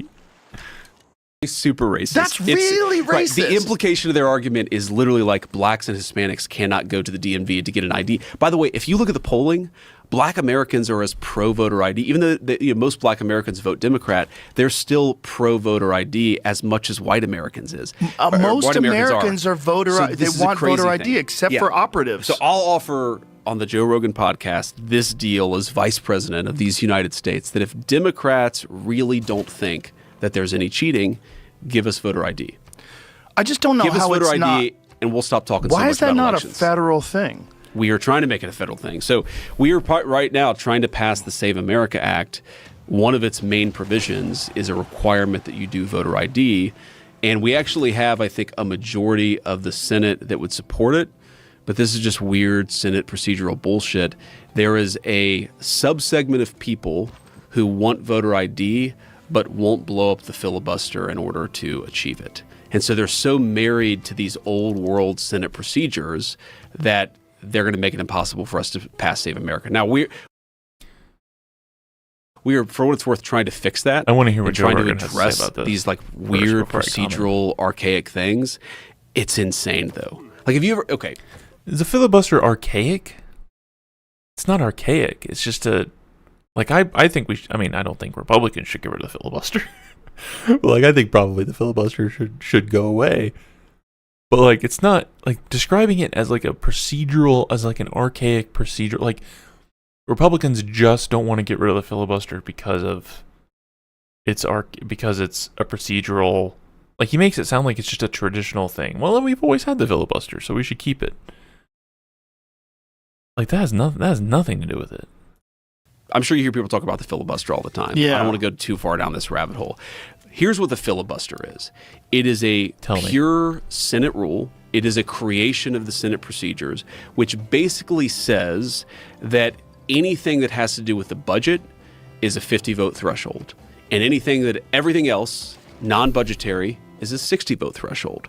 Now, as you can imagine, there's some gray area on things that maybe are count as budget issues and should be 50, or are not budget issues and count at 60. So what we have tried to persuade the Senate to... By the way, I love Joe Rogan with 3 million views, literally interviewed like some of the top politicians in this country being explained, like having the filibuster explained to him. This is the current state of politics in America. Do is to treat the voter ID as something that can fall within the 50 vote threshold, and there is no.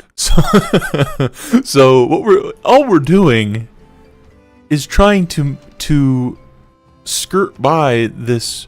Like, I love that he describes the filibuster. It's just a Senate rule. Like, that's also, like, that's the Senate passed that rule. That's a law. The Senate has to follow that rule because the Senate said that they have to follow that rule. So I love that so it's like, how is that different from a law, really? The Senate's passing it. He's just like, so what we're doing is we're trying to bullshit all of you by lying and saying that the Save America Act is like a budgetary issue, when in no world is it that, because we just don't like this rule that the Senate created, and the Senate won't get rid of this rule. No law, there's no provision in the Constitution. I can't wait to hear what Joe Rogan legitimately says that there are senators who are so attached to the idea that budget is 50, non-budget is 60. They're just attached to the idea.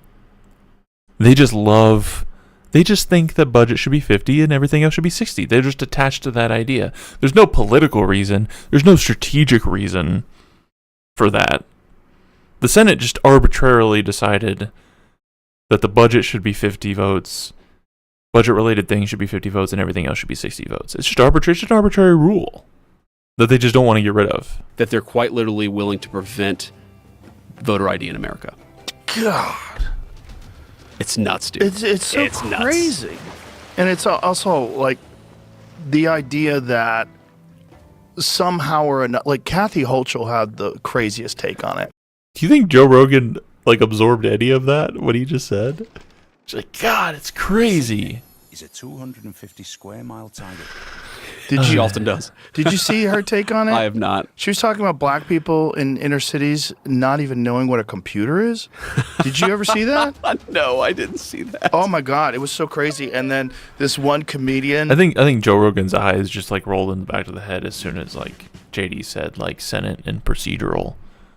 It was like, did you hear about these Democrats that think black people don't know what computers are? This black comedian did this hilarious video where he was like circling around a computer, staring at it, like touching it, like he didn't know what it was. It's just like, what are you talking about? Everyone has a phone. That's a computer. So many of these Democratic talking points presume that their own voters are actual idiots. Yeah. Right? That's actually, there's a big difference between, Republicans, we sort of presume that our voters are adults, and you don't see that with I'm not saying every Democrat, of course, I don't want to cast too broad of a brush here, but it's like, Gavin Newsom did this speech a few months ago. The president, I think it's the funniest thing ever, because he's like speaking to a group of black leaders and black businessmen, but it's like an audience that is 95% black. And they're asking him about his dyslexia and his struggle with education. And he basically says, yeah, I'm not very smart like a lot of you. And it's like, I'm like you. I can't even read. I can't even read. It's like, meanwhile, there's a ton. That was, listen, that was not good optics, but I don't think that was really that crazy of a statement. Like, obviously what he was saying is that, like, I'm not, like, the Ivy League elite, blah, blah, blah, blah, blah. But it didn't look good. I will give you that. Of interviews where he's talking about all the books he reads. Like, he's so full of shit. Yeah, he's full of shit, but it's admirably full of shit. But I admire the fucking the sheer tenacity that he has in being full of shit. Because it's amazing. It really is amazing. But it speaks to the incentives of there's kind of like look, there's a real populism that I'm very much a fan of because I think you should be responsive to people, but there's like a faux populism of the way that I'm going to appeal to people is by assuming that they're idiots and acting like they're idiots. Yeah. And then, but if you're committed enough to that bit, eventually it kind of leaks out what you're doing. Yeah. And I think that was sort of what Gavin did there, is he told on himself a bit. Yeah. Well, he's bizarre. Dude, I will say, he's a bizarre So guy. I've only met Gavin, I think I've only met him one time in my life. And it's such a crazy experience. So the debate between Biden and Trump during the 2024 cycle, and I'm there. I'm actually doing an interview for a documentary when the debate starts. And there's this clip of me. The debate starts. I'm in the middle of this interview. There's a big screen behind me as I'm talking to the camera, which is here. And I kind of freeze. And I look back at the TV and I'm like, oh my God, like this is actually happening. Biden is imploding. Because if you remember, it was obvious from the get-go. So I go to the spin room afterwards. And that's where, all these reporters and all the surrogates of the candidates. This is before I was the VP nominee. And I'm just like, talking about how great the president did, how bad President Biden did. Okay. I see Gavin Newsom there, and he literally looks like he's seen a ghost. Like I've never seen a person who, as good of a bullshitter as he is, who realized there was no selling that performance. Like, but can you imagine, like, try to put yourself in the perspective of a human being. I always try to, be empathetic, where Joe Biden has just had that debate, and you have to go on CNN to talk about how great of a job Joe Biden did. Well, my favorite is Joe Scarborough, because Joe Scarborough before it was like, I'm going to say something and F you if you can't take it. This is the sharpest Biden we've ever seen. Have you ever seen that? No, I haven't. Oh, it's amazing. And then after the debate, he's like, we got to get rid of him. He's got to go. He's got to go, hey, what? As if this is like, yeah, it's fucking stupid, but as if this is unique to Democrats, right? Like, how often do we hear people sucking Donald Trump's dick all the time, even though he sounds like a fucking idiot? Like, welcome to politics, man. Like, it's stupid. Yeah, I'm not going to defend it, but like saying this to JD Vance, like the #1 dick suck of Donald Trump, like. What did you say? You just said a couple of months ago, this is the best Biden ever. That's wild. Well, it's like, I wonder what was going on with that. Because, like, the debates were earlier than they've ever been before. And it seemed to me, it's like there was a concerted effort to hide what was wrong with 100%. 100%. Yes. Everybody was bullshitting. Yes. Everybody was gaslighting us. Correct. We all saw it. I remember a friend of mine who's super progressive, super liberal. When I talked about it on a podcast, I'm like, this is crazy. Even if he wins, he's not going to be the guy that's the president. You're going to have his cabinet that are running everything. Yeah. Turned out I was right. And they were saying, oh, don't you understand that he...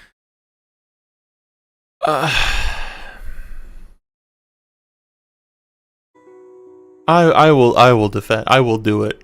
I will defend Joe Biden. I think I think we should stop electing 80-year-old fucking geriatrics generally.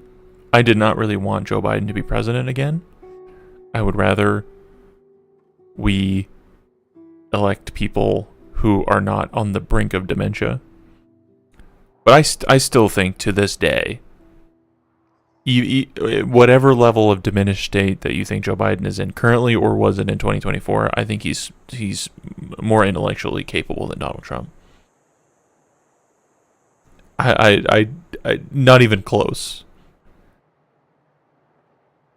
Like, and I think that's obviously true. In that debate, I watched that debate live, and I remember thinking, like, man, this doesn't fucking look good. But like, there were the couple of flubs that did not look good from Joseph Biden, but most of the answers he gave were more substantive than Trump's answers.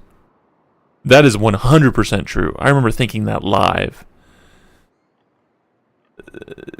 But people, I'm sure most people didn't actually watch that debate. They see the couple of really bad flubs from Biden. But I refuse to not defend that. Even though I don't think it's popular with anybody, I still think that is true. He has a stutter. And I said, where the fuck was that stutter in the 1990s? Like, that's crazy. That's right. Like, a stutter that only shows up when you're 80? That doesn't make any sense. Yeah. Like, this is a lie. You're lying. He's had 2 brain surgeries, like, where they have to take the top of your head off. Literally, they have to take, like, a cap. Wait, Biden had 2 brain surgeries? Oh, yeah. How did I not know this? You didn't know this? I didn't know that he... Is that true?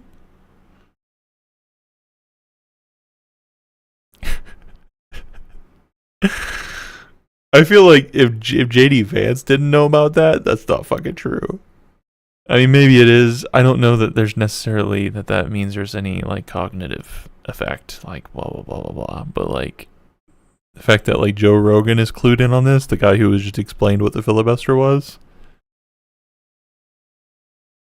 He had 2 brain surgeries. He had 2 brain surgeries. Jimmy, please look this up. Make sure that I'm right. I'm 99% sure I'm right, but I know he had. So did he get a refund afterwards? Well, it kept him alive.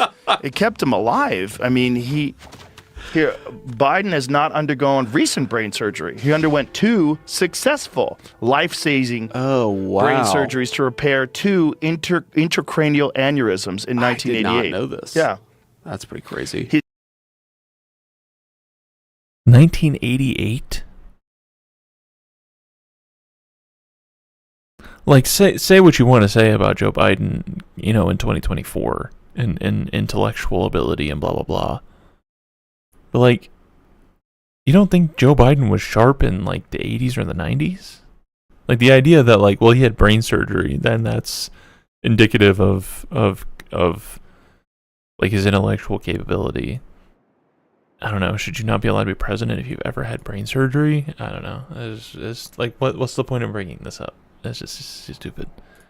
Medical professionals have stated that he made a full recovery and suffered no lasting brain damage or 88. Is that what he said? 1988? Like, I love that he's like trying to connect this to 2024. 40 years later. Obviously, these brain surgeries are the reason why it's not the fact that he's like 85 years old or whatever. Cognitive impairment from these procedures. Oh, it's from the Washington Post, so you know it's accurate. And definitely not biased. I'll be right back. I'm going to need a drink, but I can still hear this. At all. And these medical professionals, were those the same people that said that the COVID vaccine is safe and effective? That's right. We live in a wonderful time for bullshit. It's like, because they just bullshit you right to your face. Like, we do. He had 2 brain surgeries, like major brain surgeries, because he's having aneurysms. I don't care who you are. That's probably going to do some damage. It's going to leave some... Aneurysms are leave an impact. a real problem. That's a real thing. Your brain is bleeding. Yeah. People die from aneurysms all the time. See, that's the crazy thing is I never even knew about that. How'd you not know about that? That's nuts. I knew about it. Well, it speaks to how constrained our media environment is that even I had never heard that. Right. It was not a part of the narrative. It's certainly not from the Democrats. But yeah, it was clearly, I just don't understand why they ran him in the first place. The whole thing made no sense. And then to have no primary and just stick Kamala in there. Yeah. And then all of a sudden pretend that she's the best thing ever. And like this idea, like complete flip of her being the least popular vice president ever. Always sticking her foot in her mouth. Always saying crazy shit. How dare we say Merry Christmas? You remember that one? Like, what the fuck is... What are you saying? Yeah. Like, joy is bad? Merry Christmas is bad? Legitimately... When the campaign consultants told me, hey, we're going to hit this line because Kamala Harris came out in favor of taxpayer-funded sex changes for illegal aliens. and I remember thinking to myself, come on, you guys. Like, she didn't really say that. It's taken out of context. And then I go and look at it, and I'm like, holy shit, she actually said that. And she really was like the very worst version of what the Democrats were producing in 2020. The thing is, they were all doing it because that was the incentives of these guys' entire lives are clips, dude. It's so obvious that's just all. I mean, JD Vance, obviously, he's a political operative. He probably knows a lot more, but like, just you can tell by the way like Joe Rogan talks about like politics. Like, did you hear this one thing that this guy said? Did you hear this one fact about Joe Biden had brain surgery 40 years ago, and that's why when he's 85, he... Did you hear that Kamala Harris is in favor of sec changes for prisoner illegal immigrants? It's just like 100%. Bro, we gotta do something about the internet, man. We gotta fix the internet. I don't know exactly what needs to be done, but we gotta fix the internet. It's fucking destroying people's brains. And they don't even realize it. Like, if people realized it, it would not be quite as dangerous. But they're just like letting the algorithm implant thoughts and beliefs into their brain, and they're just like, this. I just saw this randomly. I don't know if that's an age thing. Like, they think that, well, they I don't know, I saw it on the internet. That must mean just a random person posted it, and it just randomly happened to appear on my phone. Not that there's like a, supercomputer outlining what is going to make me the most angry. Like, I don't know, man. We got to do something about this party. Like, if you remember that debate where it was, do you want taxpayer-funded Medicare for illegal aliens? Which, like, Medicare is the program to provide health care to the elderly that people pay into for, like, your entire working life. You see your little Medicare tax statement. And the idea that we were going to give taxpayer-funded health care to illegal aliens, it was just in... Medicare for illegal aliens? Like, Medicare is the program of what the Democrats were producing in 2020. The thing is, they were all doing it because that was the incentives of the party. Like, if you remember that debate where it was, do you want taxpayer-funded Medicare for illegal aliens? Which, like, Medicare is the program to provide health care to the elderly that people pay into for, like, your entire working life. You see your little Medicare tax statement. And the idea that we were going to give taxpayer-funded health care to illegal aliens, it was just insane. It was. So he says two things here. I don't know if I should go back and look at this debate to actually hear the question. But he says two things here that are different. First of all, he says Medicare for illegal aliens. That does sound kind of weird to me. Probably shouldn't have that. But then he says that we should have the fact that we should have taxpayer-funded health care for illegal immigrants is crazy. Okay, Medicare for illegal immigrants, that sounds a little bit crazy to me. Medicaid for illegal immigrants? Like, if an illegal immigrant shows up to a hospital and gets health care of some kind, but then cannot afford to pay it,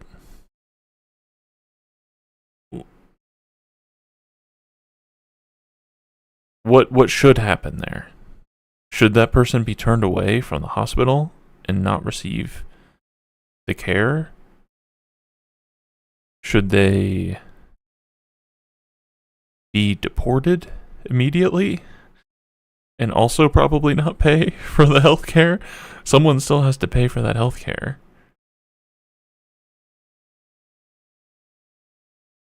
Like, that's not ideal. I will admit that that's not ideal. That an illegal immigrant can go to a hospital and technically receive taxpayer funds for their health care. But also, I mean, illegal immigrants are paying taxes, so that's another thing. It's like, should they not, when it's an income-based healthcare, should they not receive that? I don't know. That's a little bit tricky, but I don't think he's saying Medicare. I don't think that's right, because that would be very different. An illegal immigrant receiving Medicare doesn't even really make sense,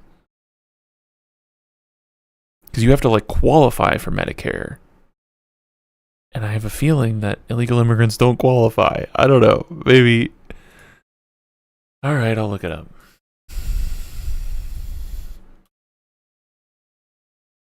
I'm not going to go on like a deep dive on this, but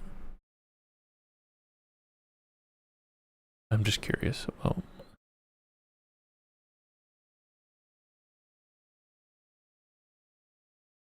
Okay, I mean, this is from AI, but it's from the National Immigration Forum. I mean, this is kind of what I expected the answer to be.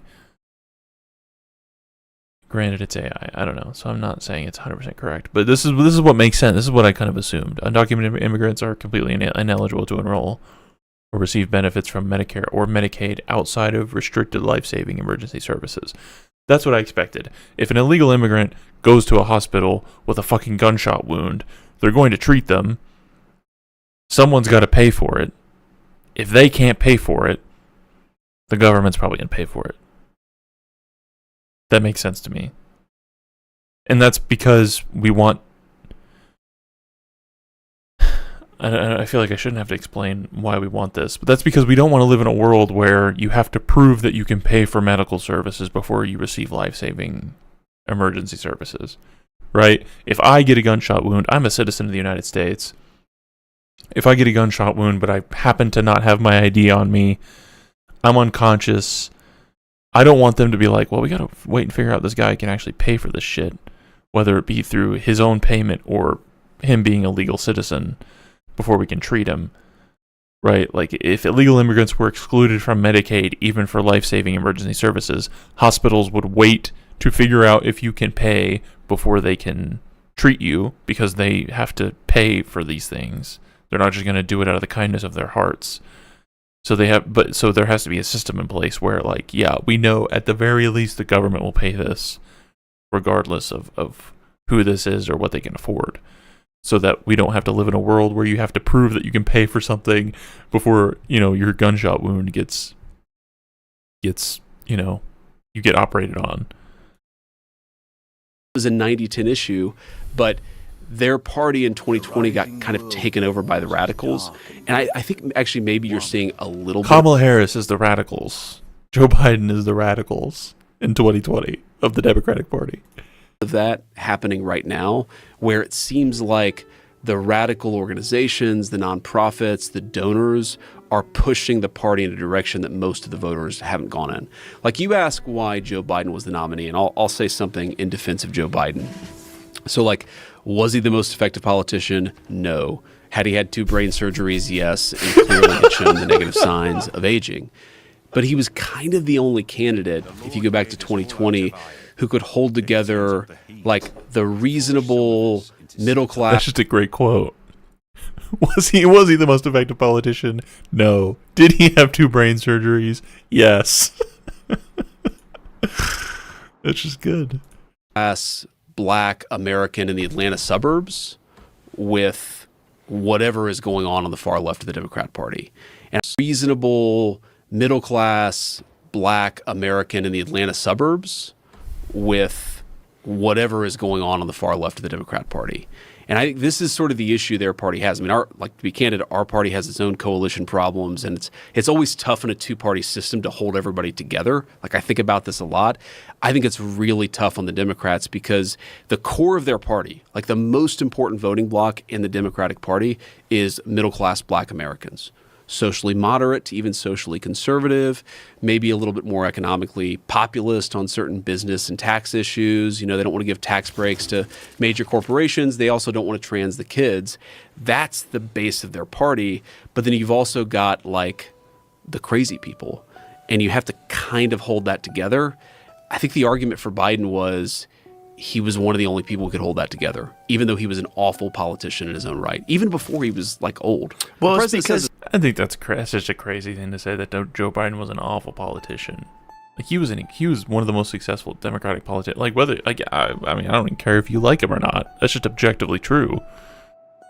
He was Obama's vice president. Exactly. And, he's established. He's a known name. And for the people that were kind of casuals who weren't really paying attention to politics, like, he's a proven commodity. That's right. He doesn't read as a crazy person to the general electorate, even though, I got hairy legs. when he would tell stories like, "Oh, I'll tell you about corn pop." Like, what? Oh, what the fuck is going on? The thing I couldn't get over Biden is just bad staff work, man. The way that he ate ice cream. I mean, it's like, you know.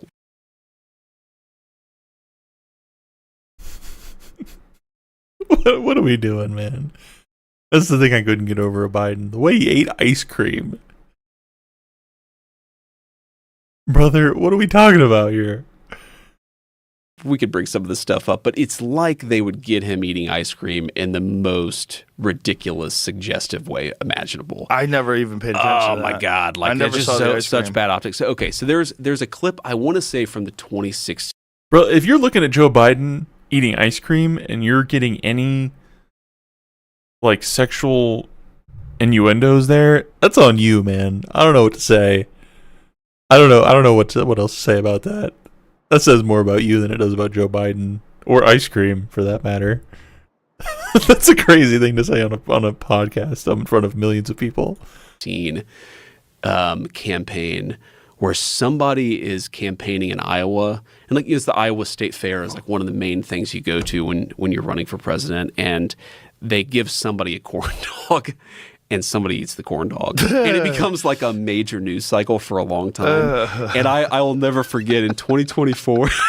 In 2020, This is how immature we are. I know. You gotta have a little fun sometimes, though. But in 2024, somebody is holding up a sign at the Iowa State Fair. I think it may have been one of Vivek Ramaswamy's events, and the sign says, "Eat the corn dog, you coward." And it's one of the best political signs I've ever seen. That's funny. That's funny. Yeah, you'd have to be a very manly man to be able to eat confidently eat a corn dog. Yeah, I don't know that I can do it, Joe. I eat them. They're good. Yeah, but they taste good. Are you love. It's just amazing how conservatives, like, their entire ideology is built around thinking about cock. It's crazy. As trans people or corn dogs, it's just like, it's 100%. Their mind is 100% filled with penis. And if it's a girl dick, it's even better. It's just crazy. Corn dogs. I've been photographed. You've been photographed eating a corn dog? I'm sure someone has. What if I've eaten corn dogs. The odds are much worse life that I've led. I try to eat my corn dogs. That's between me and my kitchen. I'm not scared to eat a corn dog. I just think it's funny that people they're so afraid of being anything that looks like a dick. You can't. Like bananas, corn dogs. You're gonna be. Hey, what are you playing? I'm playing Civilization 6. I figured it would be a good game to play while I watch things because it's turn-based.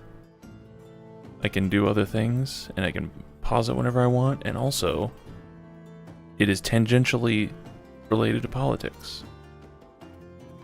You gotta be careful when you're in politics. This is an optics-based business here. What are those popsicles? The ones that Yeah, I get it. I mean, but it's just like that's how crazy we are. That's what weirds people out. The way someone eats a hot dog. That's like, okay. Well, that's where we are, man. Yeah. It's the difference between the crazies and the real reasonable Democrats is so stark to me.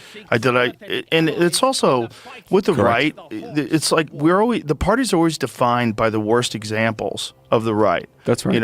Yeah. Or of the left. Whatever it is, whether it's Patriot Front or whether it's Antifa. Okay, so who do you think is the worst example of our side? Like, who do you read about on our side and your reaction is, holy shit? And don't say J.D. Vance. It's going to be a very awkward interview. No, I'll tell you. I'm screwed with you. Well, the people that, one of the things, I had James Tallarico on the podcast, and one of the things that I think he has a really good point about, even though I know you're Catholic and you're very religious, putting the 10 Commandments in schools, I don't think is the right way to do it. And Here we go. Let's get some disagreement. This is a guy, Tallarico, who was in seminary. I should watch that James Tallarico video after this. And is very Christian. Mm-hmm. And he just thinks that even though he... Maybe not after this, because it's 1 a.m., but, believes in the Ten Commandments, if you're just only representing the Christian faith in these schools, you're forcing your religion into other people's lives, and that this is going to push people away from Christianity rather than encourage them to pursue it. Yeah, I mean, I think you never want to force things on people, and I do. I think one of the core Christian contributions to Western civilization is the idea of freedom of religion. It's actually very much a Christian idea because you recognize the dignity of each individual, and part of recognizing that dignity is that each person has to find their own pathway to God. You can't force this on anybody. I don't think putting the Ten Commandments up in school is like forcing things on anybody. But it's public schools. So, I mean, if you're going to do that, why not put Buddhist scripture? Why not put, Muslim stuff? You could make an argument why you should have a bunch of different religious tenets in schools. I think in the Supreme Court there actually are a lot of different sort of historical, cultural, legal documents that are up there, and I want to say that Moses coming down with a tablet is one of them, but I think there actually are other cultural, maybe even other religious elements of this, like where you recognize that a big part of sort of the law-giving tradition in Western civilization is is some of these religious texts, not exclusively Christian religious texts. Obviously, some Jewish. There's like a. If we're talking about like academic contributions of religions. Like, yeah, I mean, yeah, I'm sure there's stuff Christians contributed. But, like, Muslims contributed a lot. You know? And I guarantee you J.D. Vance would not be okay with any like, Muslim shit being put in schools. An important contribution from the Muslim world in this. So I don't see some Jewish. It is some of these religious texts, not exclusively Christian religious texts. Obviously, some Jewish. There's like an important contribution from the Muslim world in this. I'm going to give him. I think he's talking about a specific thing, but the way he said that made it sound like there's like one Muslim contribution. I guess I don't think of it as exclusionary, while also recognizing that, America is a society. Our founders were people who were very much influenced, even if they weren't Christians. A lot of them, of course, were, but were very influenced by Christian culture and articulating American law. So my argument, like, obviously that is true to an extent, but I mean, I don't know, this might be a controversial thing, but like, I think the founding fathers were way more influenced by, I mean, I wouldn't say like atheist tradition, but like if you think about like what was the beginning of atheist tradition, if that's even a thing you can really say, it would be like the Enlightenment. Right? Like the idea of like freedom of religion and rationality and democracy. These are not really Christian things as much as they are Enlightenment things. And I think there's a way heavier connection between the Enlightenment and atheist thought than there is in the Enlightenment and Christian thought. And for the most part, at least especially at the time, Enlightenment thought was in contradiction to Christian thought. And I think that's a way heavier influence on the founding fathers than any Christian thing. It's not even close. Would be, even if you're not a Christian, like, does seeing the Ten Commandments, let me put it a slightly different way. Does seeing the Ten Commandments force religion on a non-Christian child? I mean, my argument would be no, and I'd illustrate this by saying, well, there are all of these ways in which you actually could try to force religion on a child, right? Well, it's not the worst way to force religion on a child, but to have it and not represent any other religion. This is Texas, by the way. Sure. So what he's talking about was that there's these Christian nationalists, these guys that are very wealthy, that are trying to fund Christian schools and trying to defund public schools or any other kind of religious school. And what they want to do, and they passed this, to get the 10 Commandments in all public school classes.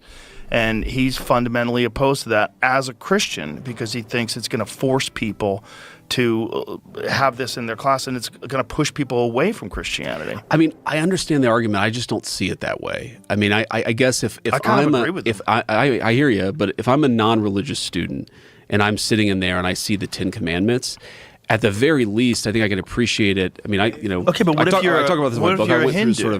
What if you're a Hindu? What if you're a Muslim, and you are seeing that represented, but not your faith? Well, it's a public school. First of all, I think that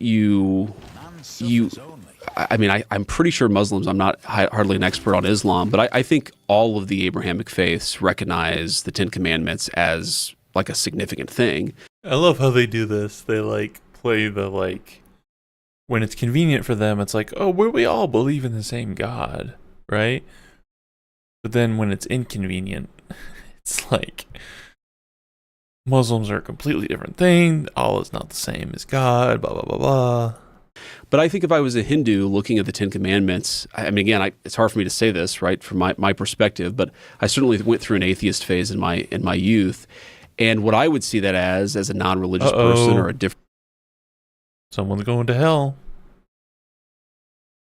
Sorry. If you don't believe in God, even if it's temporary, you go to hell. Sorry. Religion, as I would say, this is like an important cultural element of the Western civilization, which is the foundation of the classroom that I'm sitting in. And this idea that the law comes in a sort of a... It's also that. It's the Western civilization equals Christian, whereas I think it's much more apt to say that Western civilization equals the Enlightenment, which I just don't see any connection between the Enlightenment and Christianity inherently, other than the fact that it was predominantly Christian countries that came to the Enlightenment, but that could equally be anti-Christian, right? That could equally be explained by these people were fighting against, which is much more close to reality, that most of the Enlightenment philosophers were kind of flirting with being atheists. They were I don't want to say anti-Christian, but they were kind of flirting with not being religious and not allowing religion to dictate how they think. That's kind of the entire point of the Enlightenment. So that's another thing that I get annoyed by.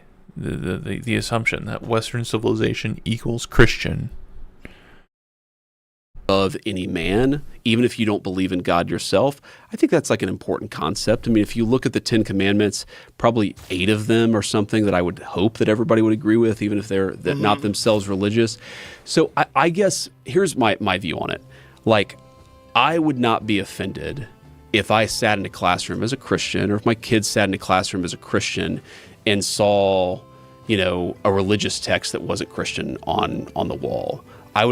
Would you not? I have a hard time believing that. Encourage them to see that? No, I'd encourage them to see that as a learning experience. Try to understand what if it was things. from the Quran? What a bunch of I guess it depends on what it was, right? If it's something. See, this is stuff like this gives me a little bit of hope for Joe. Stuff like this is what makes me think that okay, he is not a grifter. He's not lying about his beliefs. These are good questions.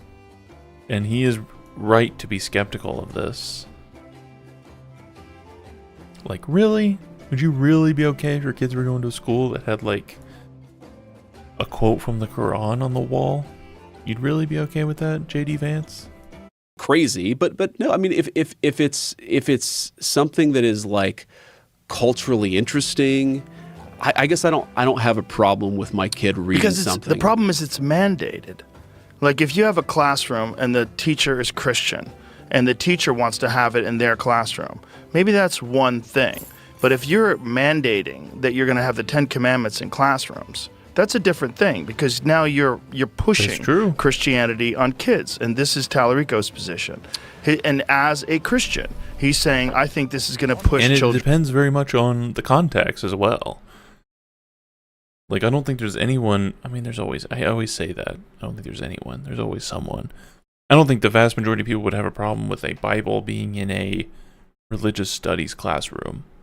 Or even like a legals, I don't know what kids study in high school, what like electives are, but like legal studies, religion class, even just generally certain history, like ancient history classes, religion's extremely important to that. But like, you need to have the 10 Commandments in every classroom is fucking crazy and is very obviously like pushing a particular religion away from Christianity. So I understand what he's saying. I think that part of living in a society where you have different people with different perspectives, but you do have, I mean, Christianity is the majority religion of the United States. It is the religion that was extraordinarily influential to our founding, to the constitutional principles. Again, freedom of religion is itself not really a liberal concept. It was originally derived from a Christian idea about free will and the dignity of the person. I don't know. I mean, I don't know. I don't claim to be an expert on Christianity. I feel like freedom of religion is way more like, seems way more like a Jewish thing. Like, Jews traditionally, they don't give a fuck like what you worship. they're like, whatever, man, I'm not going to hell because I'm a Jew. You can worship whoever you want. They're not like there's no Jewish like missionaries. Like, Jews are not going to other countries to convert people to Judaism. I feel like it's a very weird thing to say about a religion that is like very actively trying to convert people to your religion, to say that like, oh no, Christians are fine with, you know, everybody worshiping whoever they want. I don't know if I would say that's a Christian thing, but maybe I'm wrong. I could very much be wrong on that. I think part of that is that you accept that you're going to have exposure to different things, and if a state legislator in a majority Christian state wants to, it's not like they're putting the 10 Commandments in front of these kids and saying, you have to read this and, you know, write it 500 times a day. They're exposing kids to something, and I'm comfortable with kids being exposed to a lot of different things. I think that's part of living in a society where there's a free exchange of ideas. And what I worry about with Tallarico's sort of perspective here is again, I'm not. You call him Tallarico? What the fuck? And what I worry about with Tallarico's sort of perspective. What the fuck? That's a crazy pronunciation. I've never heard that before. James Tallarico? Here is again, I'm not saying that I don't want kids to be exposed to anything that is outside of the Christian canon. Like, I actually want my kids exposed to things. I write about this in the book, that I think it's important to have a grounded enough faith that you can engage with a lot of different ideas and still ultimately, you know, sort of hold on to your Christian faith. But isn't part of just living in a like pluralistic democracy that people are going to be exposed to different things? And, you know, I would kind of put it on Tallarico in a slightly different way, that for a long time in this country. Does he think his name is James Tallarico?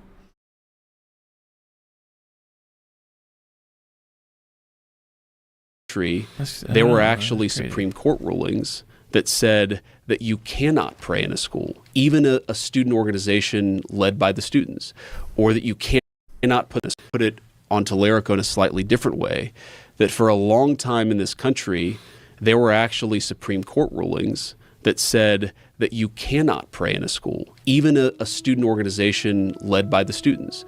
Or is that true?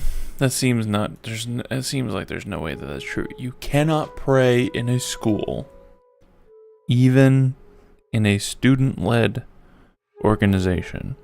So there's two claims there. One, you cannot pray in a school.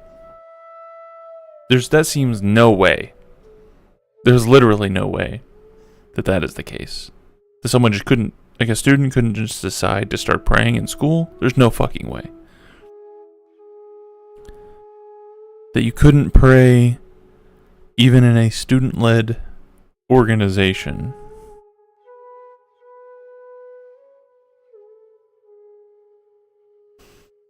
There's a lot that could mean.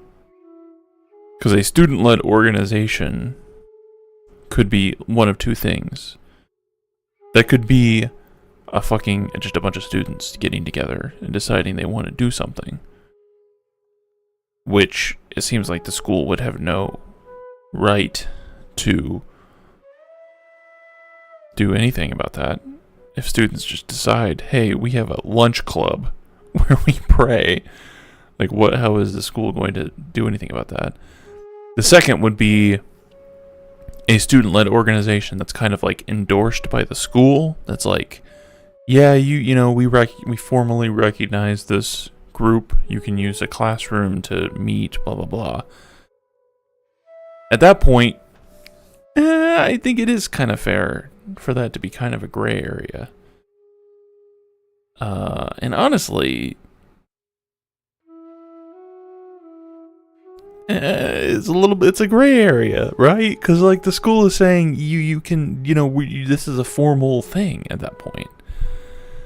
And the idea that like we're going to introduce a religious element to this group that is formally recognized by the school, you're kind of implying if you are not of this religious group, you cannot be in this group that is officially recognized by the school.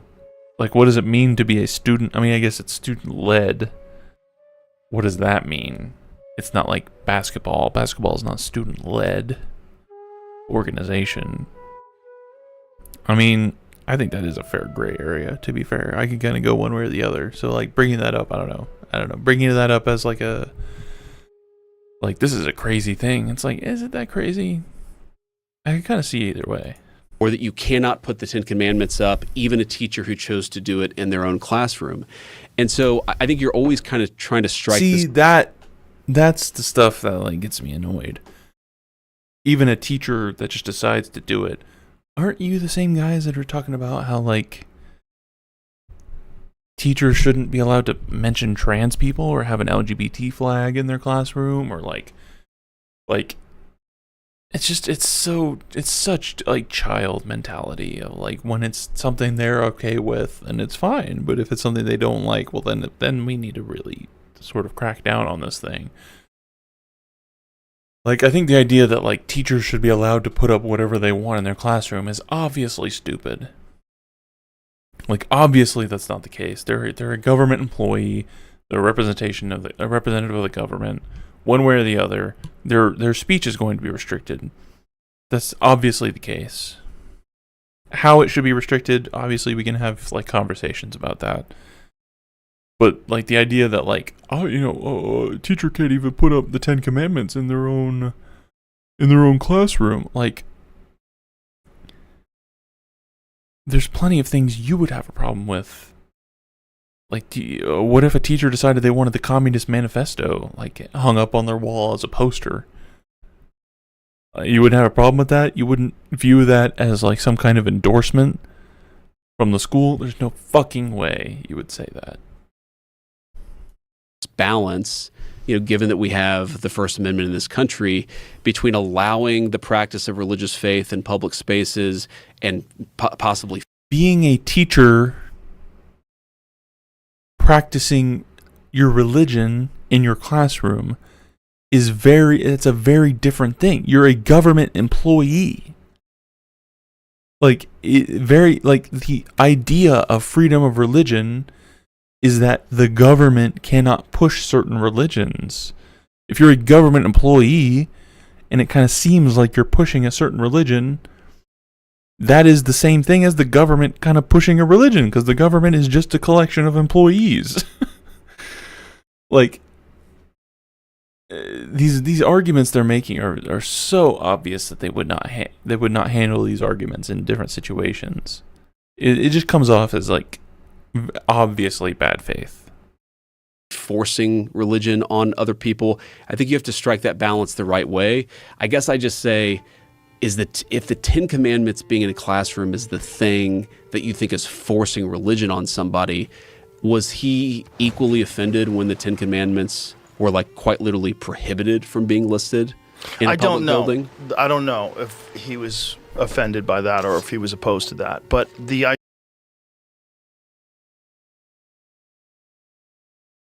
prohibited for teachers to put up. Right? idea of being exposed to it is one thing, it being mandatory is another. And to mandate that in classrooms is a different thing because you're clearly promoting Christianity. And his position is that promoting Christianity in that way is going to have an opposite effect on children. You're pushing it on them. Instead, you're not just I think that's a stupid argument, but exposing it to them, you're pushing it on them. And especially it's like a very Christian argument, which I guess makes sense for you to make in front of J.D. Vance. And it makes sense for James Tallarico to make that argument, but it doesn't really have anything to do with the government and what the government should be allowed to do or not. If you're pushing it on children who come from a household that has a different faith. I guess I just think the balance in our country the last 30, 40 years has actually been much more in the other direction, which is that we try to completely remove religion from the public square.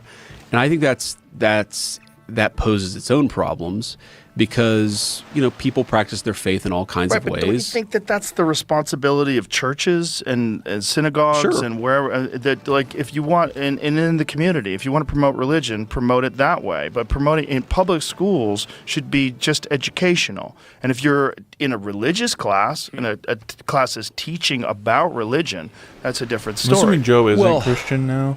You're right. It's certainly the responsibility of churches and synagogues and mosques and so forth.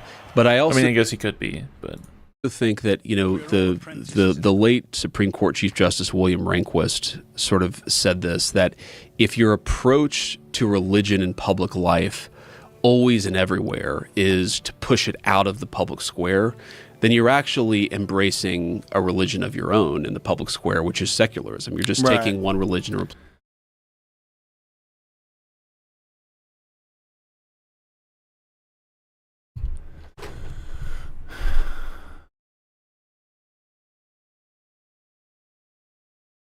I hear this talk about like atheism or secularism as it is in and of itself a religion. I just don't think it makes any sense to say that. Pushing secularism is pushing a religion in and of itself. So it's impossible to what is the alternative? The alternative, obviously, to J.D. Vance would be to push Christianity, but, like, if you can't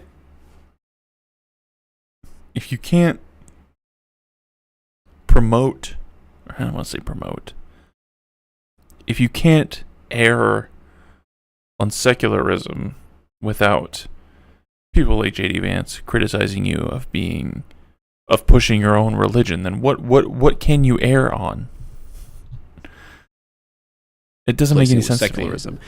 And I guess what I'm saying is I'm kind of comfortable with people of different faiths sharing the public square together, but part of Jesus, this is a 3-hour podcast. That is that if I'm in a 95% Christian community and my local city council wants to put up a nativity display on Christmas Eve, I'm okay with that. And that was actually, like, for a long time in our country, actually prohibited. Yeah. And so what I think is that we sort of put ourselves in this frame in this country where we said every public display of religion is somehow illegitimate. But I don't know. I try to live my faith in a way that's consistent across different spheres of my life. I don't preach to people. I don't like walk into the White House, tell my employees, you need to follow Jesus as your Lord and Savior. I just try to live my life in a way that hopefully makes people a little curious about what motivates me and what inspires me. But I also don't think that the expectation should be that we tell religious people they're not allowed to be religious in the public square. Because I think that's what we've done over the last 30 or 40 years. I guess, we can agree to disagree. I see the Texas thing as an attempt to correct that. This episode is brought to you by Fox. All right. I think I'm done for the night. I don't even know how long I've been streaming, but it feels like forever. Yeah, for those of you who watched along the way, thanks for doing that. I feel really good about this. I think this is the longest I've ever streamed in my life, and I think it's partially because of this new setup we have where I look like a marshmallow man, and that's cool to me. It's a good balance between feeling like I'm being watched constantly and having zero face cam where I feel like I have to talk constantly to like make up for that.